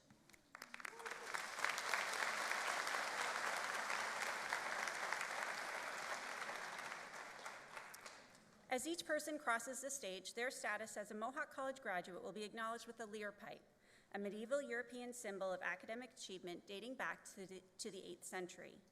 Awarding each graduate a lyre pipe highlights the achievement of excellence according to each student's chosen program and symbolizes that they are joining the international community of scholars. Vice President Academic Dr. Siebert Adamson will place the Mohawk College lyre pipe on the graduate's left shoulder, and they will then be congratulated by President McKeil. Convocation is always a time of celebration for our graduates and their families, and we encourage you to applaud and acknowledge your graduate as they cross the stage. Il me fait plaisir de souhaiter la bienvenue aux membres de la communauté francophone. La collation de grade est le moment idéal pour célébrer les exploits des diplômés, et je vous encourage d'applaudir lorsque votre diplômé traversera l'estrade. President McKeil. I now have the honor of presenting the candidates for graduation. The graduates have successfully completed the curriculum of their chosen program as required by the Mohawk College Board of Governors and have been recommended to be awarded their certificates and diplomas in recognition of their academic accomplishments. Therefore, I recommend that you confer their certificates and diplomas with all the honors, privileges, and responsibilities pertaining thereto. And on behalf of those graduates not here today, I further request that their certificates and diplomas be conferred on them in absentia. Thank you.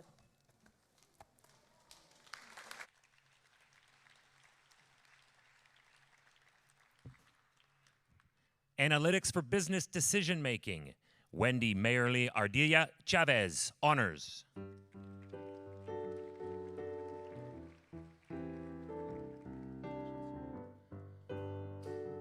Ahmed Akin-Kwotu.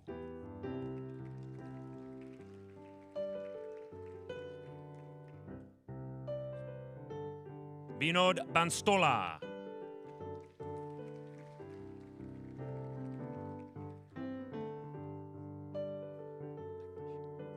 Kazim Bektash.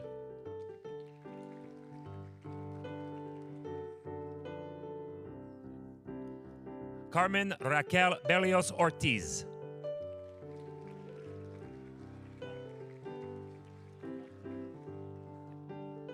David Blanco Aponte, honors.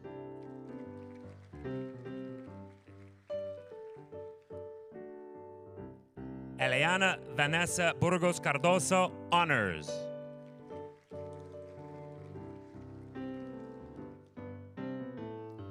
Prabjot Singh Chauhan.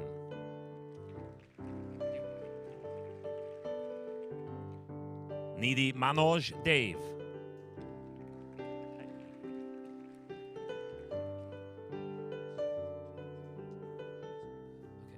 Uzochi Eseribiba.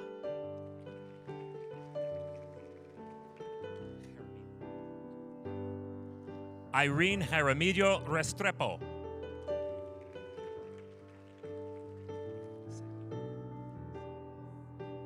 Sahil K.C.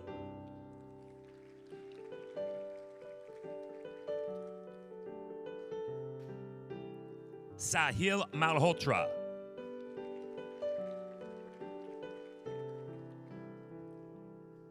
Anand Nair, honors.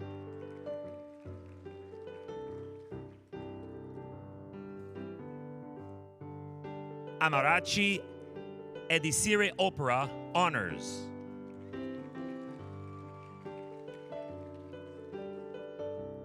Vinit Padya.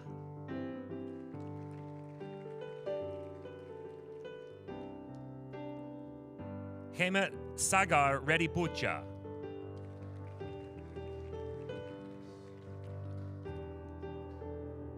Andres Ronderos Cervantes, honors.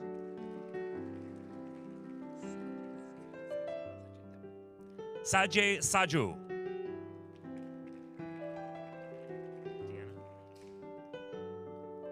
Diana Marcela Salazar Tafour, honors.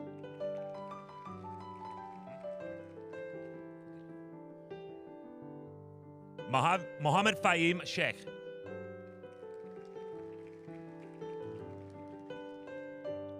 Gurpreet Singh, honors.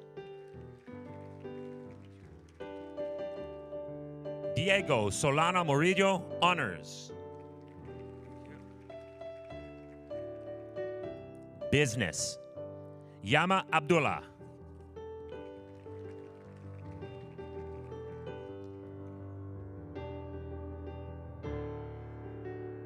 Derek Allison.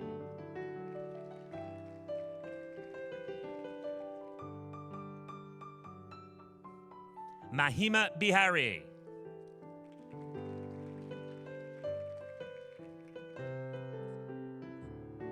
Michael Belkaski, honors.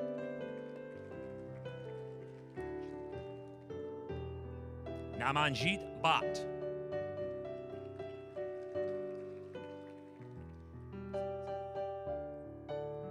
Parfait Bisamaza.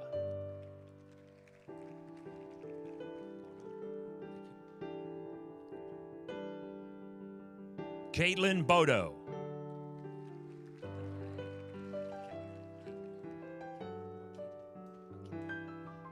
Katie Caro, honors.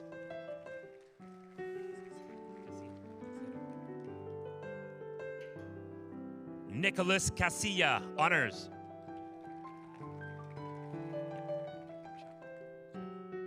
Minu Merlin Chaco.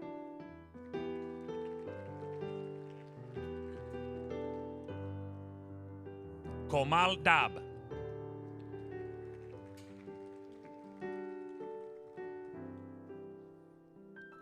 Carver Davies.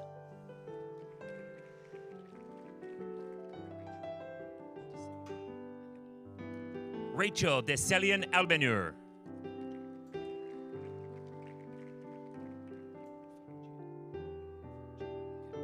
Francesco Farrugia.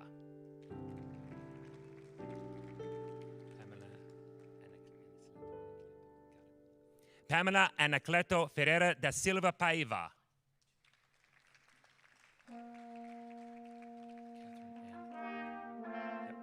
Catherine Ann Galilea.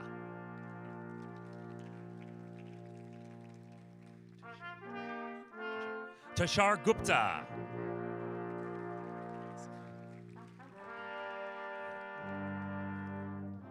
Fardeen Hamid.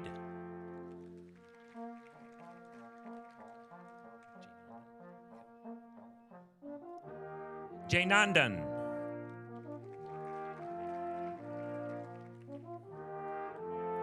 Raymond Jones.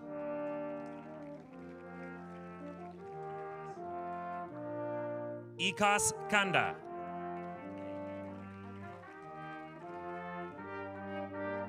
Amandeep Kaur.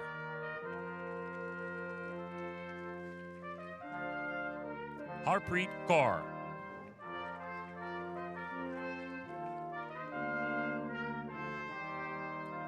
Maninder P. Kaur.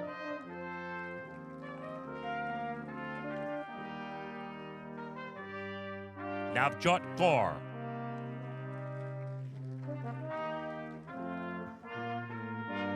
Rabia Preet Kaur.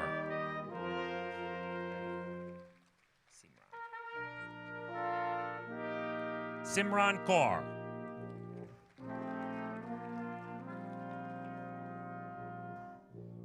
Tanvir Kaur.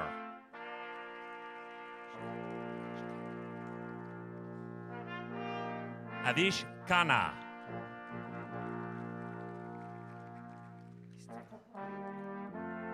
Istvan Kolompar.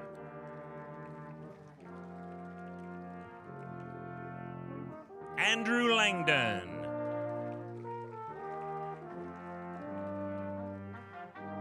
Spencer McGilvery.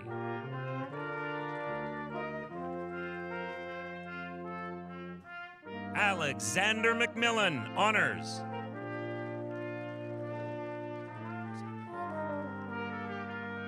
Jose Raul Maderos Castellanos.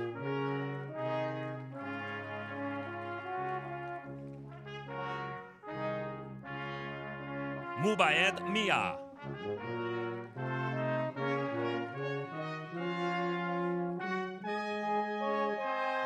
Aleika Paula Miniamo.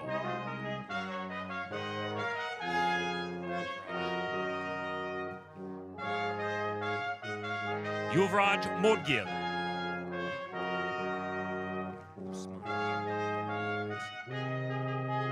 Usman Munir, honors. Het Devang Panchal.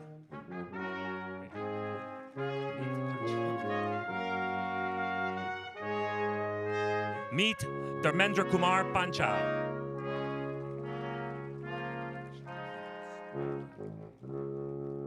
Ashley Peebles.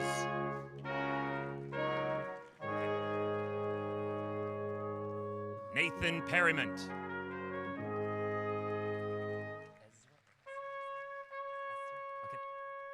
Ezra Sada.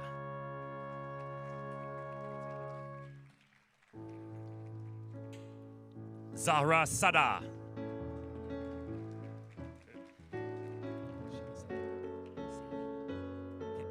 Vishal Sani.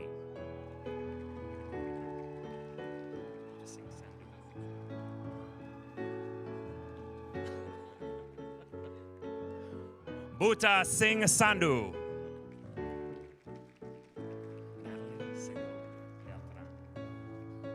Natalie Segovia Beltran.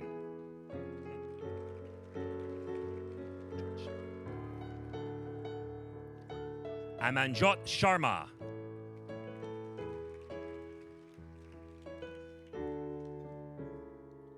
Stephen Sinclair.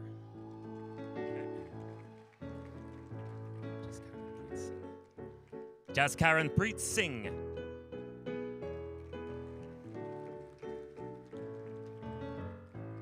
Prabjot Singh.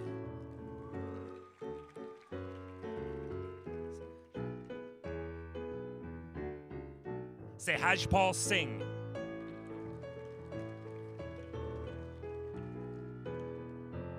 Shubdeep Singh.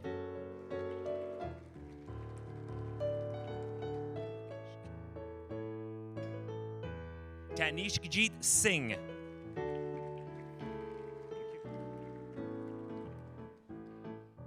Aaron Spurrell, honors.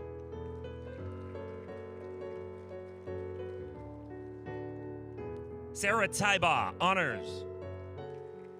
Switch it up. Business Accounting, Khalifat Abu.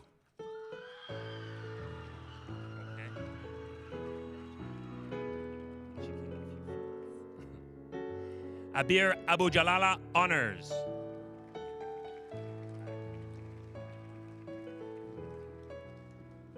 Harith Al-Azawi.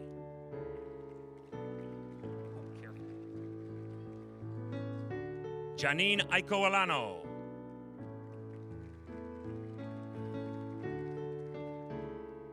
Sazan Al-Shwan.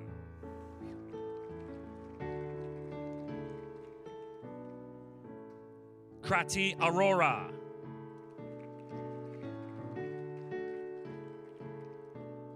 Ronit Shamdal Balagam.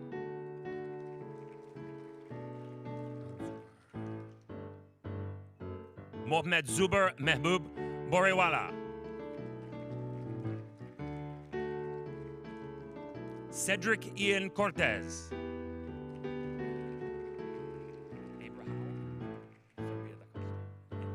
Abraham Faria da Costa.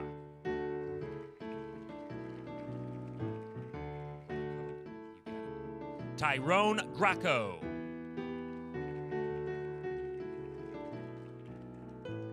Daniel Gula.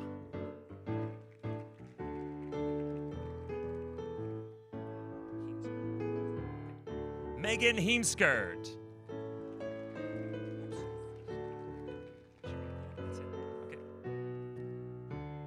Shrib Dia, honors.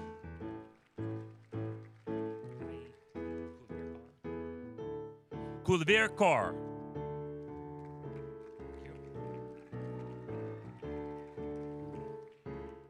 Sarah Khan, honors.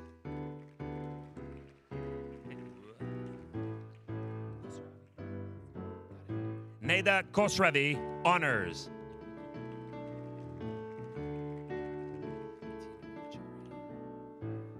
Valentina Lugo Chari.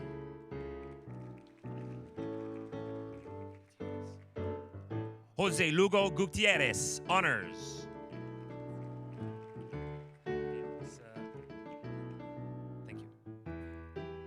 Berosa Makalintal.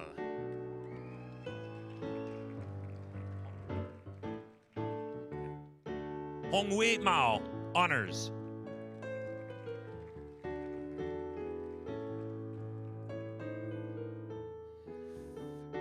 Diamante Mighty.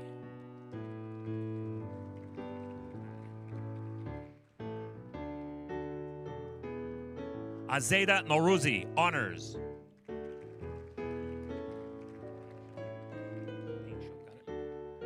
Reed Paincho.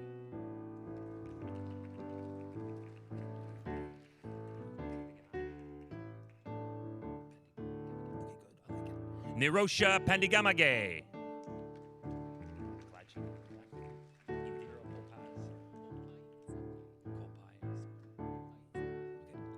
Indira Popai Sakai, honors.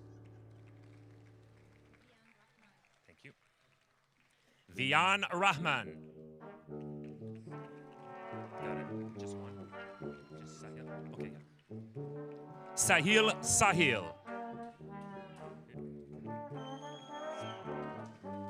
Ahmed Salar.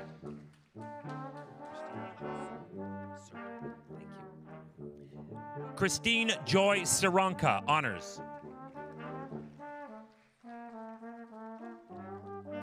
Kevin Shabu, honors. Baljinder Singh.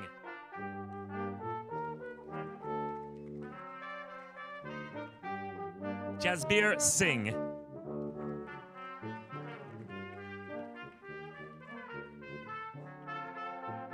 Manwinder Singh.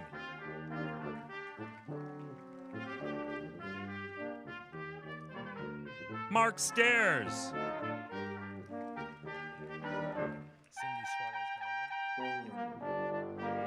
Cindy Suarez Malagon, honors.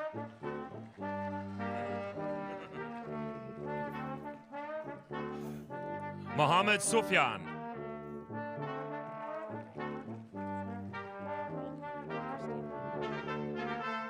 Christina Olkar, honors.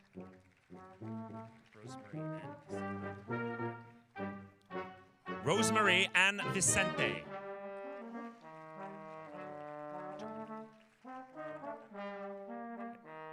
Doretha Visser.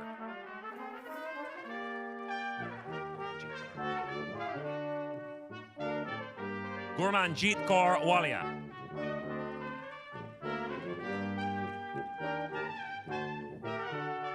Wenjuan Wang, honors.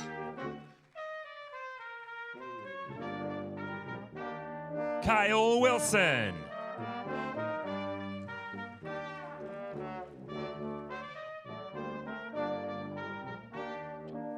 Ting Zhou, honors.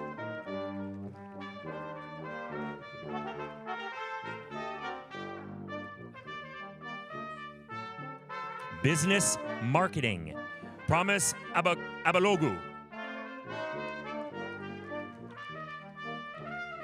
Bianca Camille Akkad.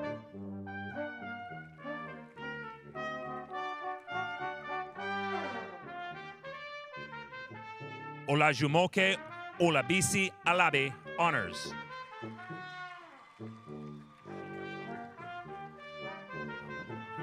Hana Albatrawi.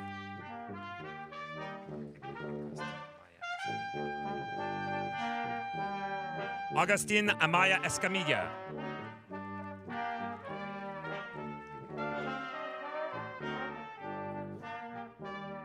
Massa Armanfar.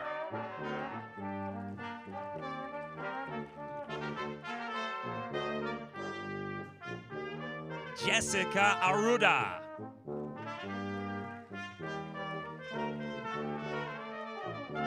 Emma Boncori.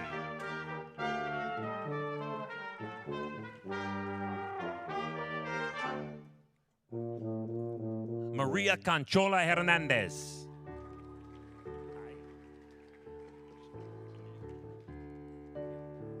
Maria Ching Mu.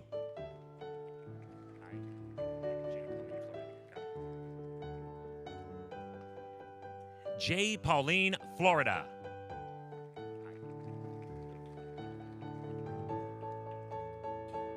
Avneet Kaur.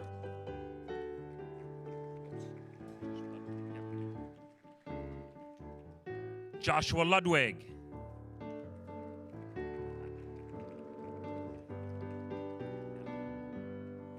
Antonio Melo Osorio.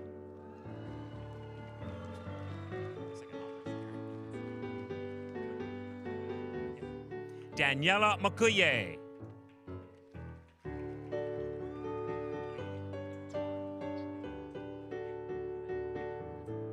Lee Tran Trun Nguyen.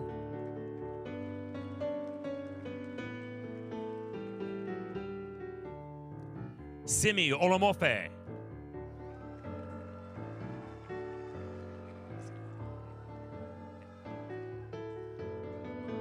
Guadalupe Saito Moreno.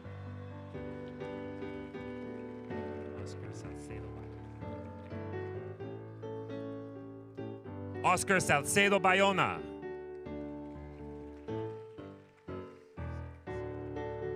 Zachary Sands.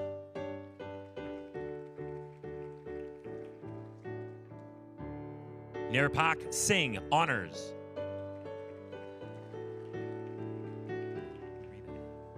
Natalia Uribe Diaz, honors.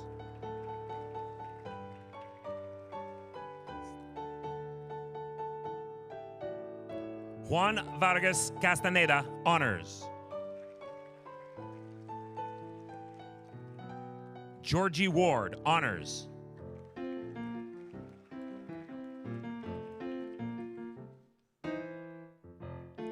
Business Administration. Mariam Al-Difai, also graduating from business.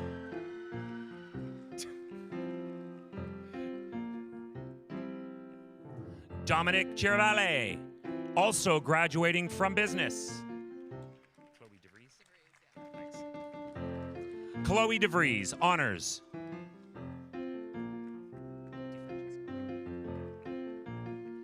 Aaron DiFrancesco, honors. Also graduating from business and also with honors.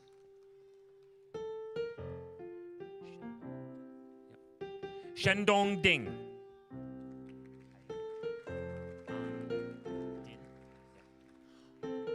An Din, who's also graduating from business.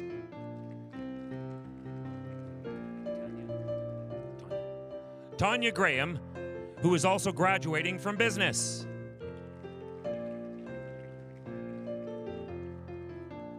William Grundy, honors.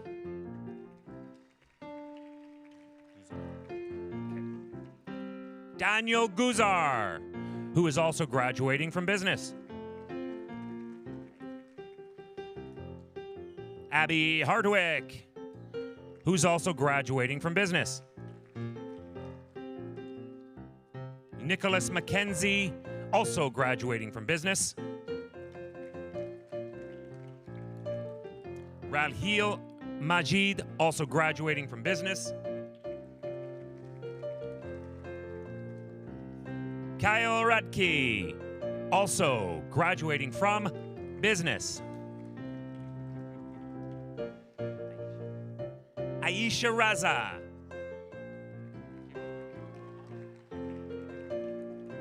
Mark Rohak.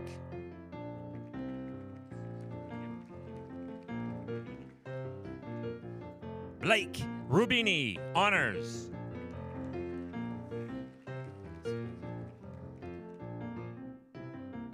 Yamane Tasfaya.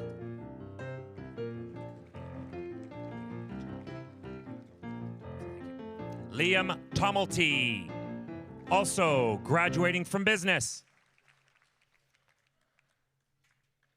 Evan Wagner, also graduating from business. Business Administration, Accounting, Cindy Barrera.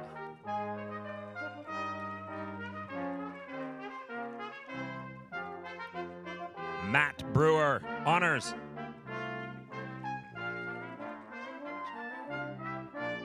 Jaini Dharmeshbhai Chauhan.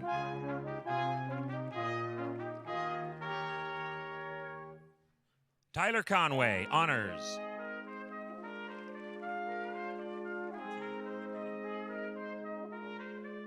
T. Nguyen Nido, honors. Thank you. Aiden Emoff.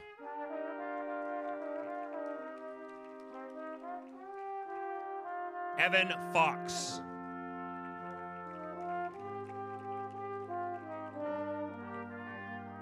Jung Win.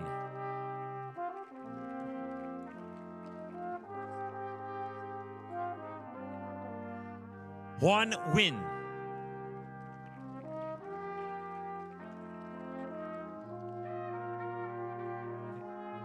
Agna Rakabechute.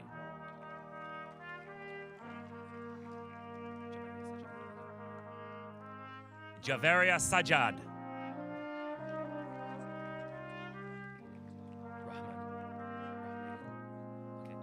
Abdul Rahman Taha, honors.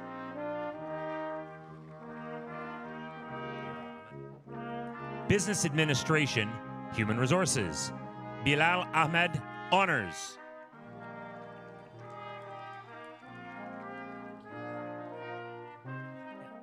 Kenya Alves.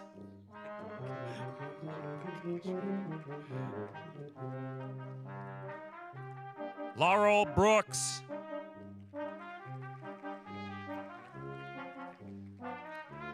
Renee Falconer.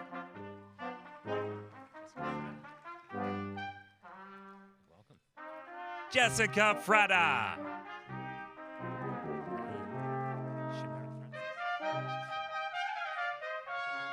Shamara Francis.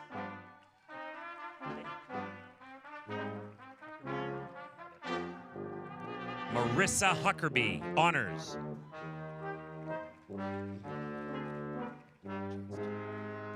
Amber Lynn Johnston.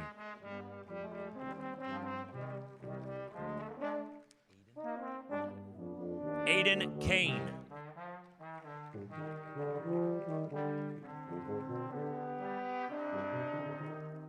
Nadeje Kanyinda.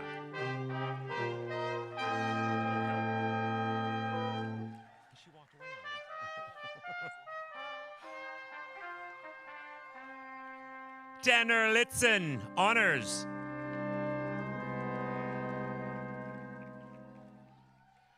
Taylor McDonald.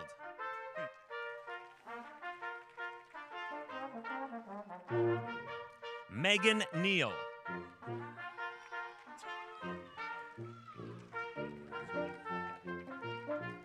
Haley Noseworthy.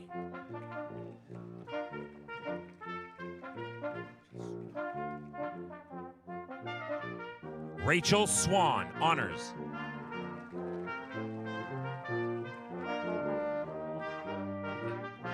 Muad Ismaili, honors.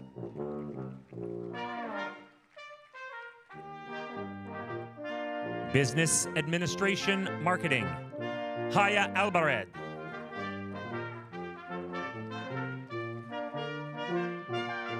Mustafa El-Bashir.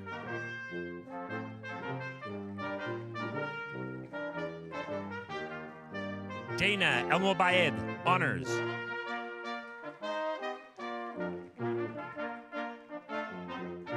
Alexander Hickey.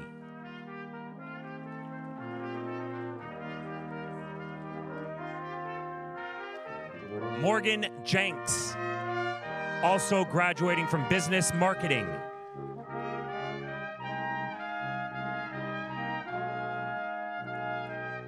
Gagangit Kaur, honors.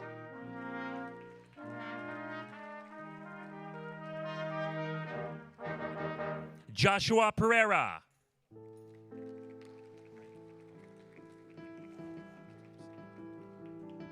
Matthew Thompson, who's also graduating from Business Marketing. Mavish Tiwana, honors.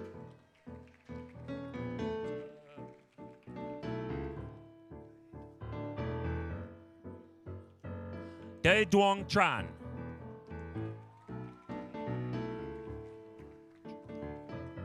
Business Analysis, Manur Anjum, honors.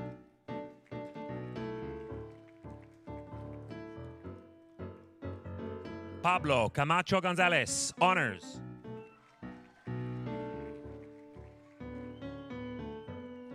Alexander Doan, honors.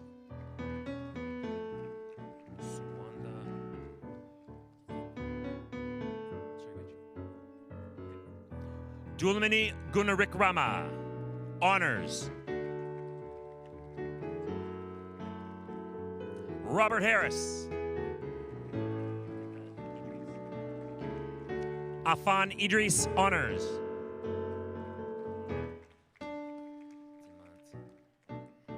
Dimant Himanshu Jani.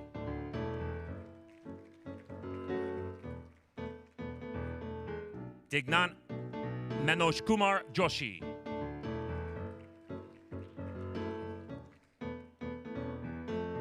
Ali Malaki.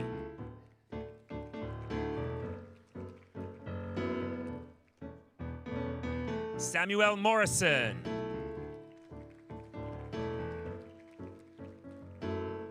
Resmi Ravindran.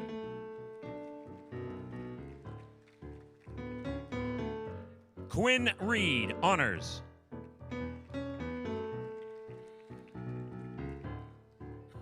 Walter Wall.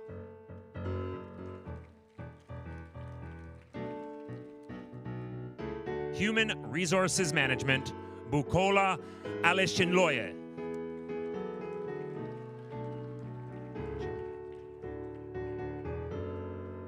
Juliet Arevalo Corral.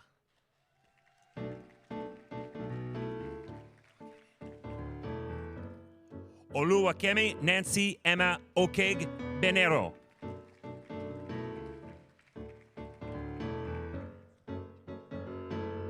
Leif Johansson.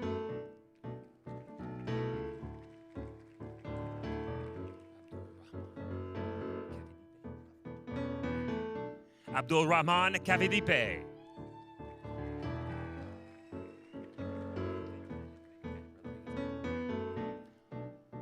Guadalupe Rodriguez Montero.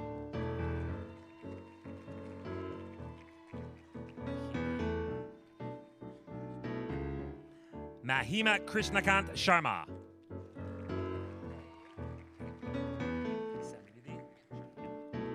Samriddhi Sharma.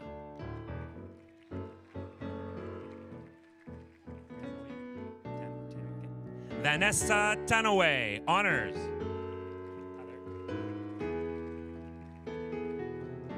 Monica Thompson, honors.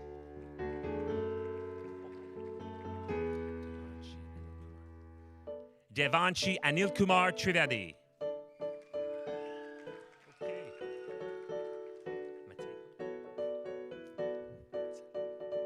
Project Management. Lauren Mateko, honors.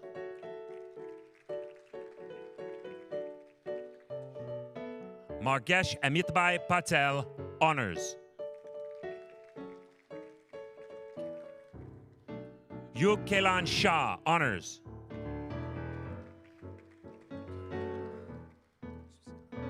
Karun Das Susilan, honors. Nat Antron, honors. The last graduate this afternoon is Benjamin Yentumi.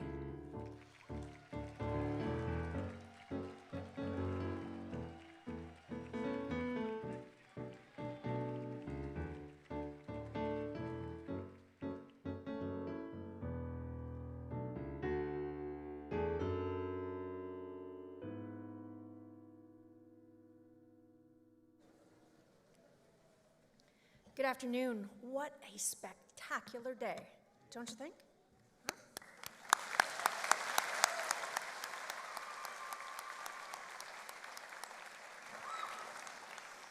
Oh, it's my favorite time.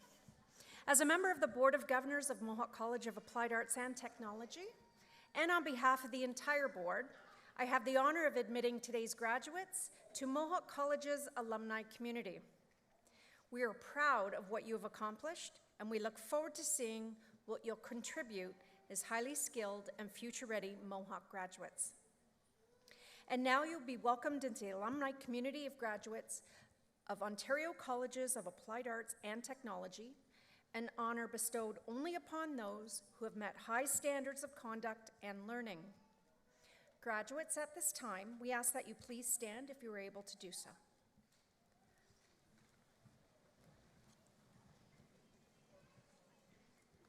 In the name of Mohawk College of Applied Arts and Technology, I hereby charge you to safeguard the dignity and ethics of our community, cultivate the spirit of inquiry and innovation, celebrate your role as a local and global citizen, maintain through study the fresh viewpoint expected in an age of rapid advancement, and contribute in all of these ways to society in order that the dignity of humankind through you may be constantly reaffirmed. Scientia opus omnium.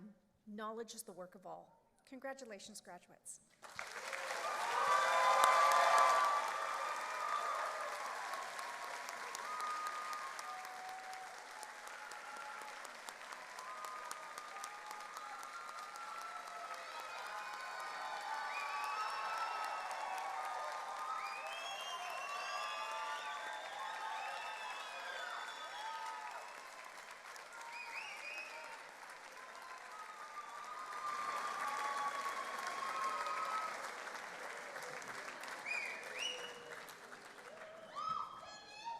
Please be seated, graduates. And congratulations again to the graduating class of 2023. I also want to take this opportunity to thank the musicians for providing today's music, the Steel City Brass Collective, who are all Mohawk College alumni, and Mohawk College faculty member, Dusty McKeil.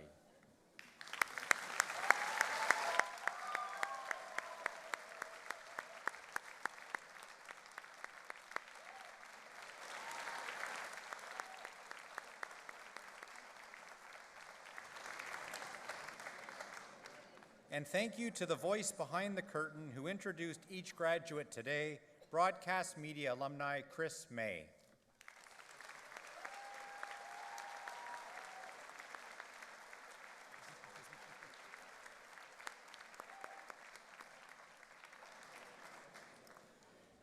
Graduates, a picture booth is located behind the theater in the C-Wing hallway for enjoyment of you, your family, and friends.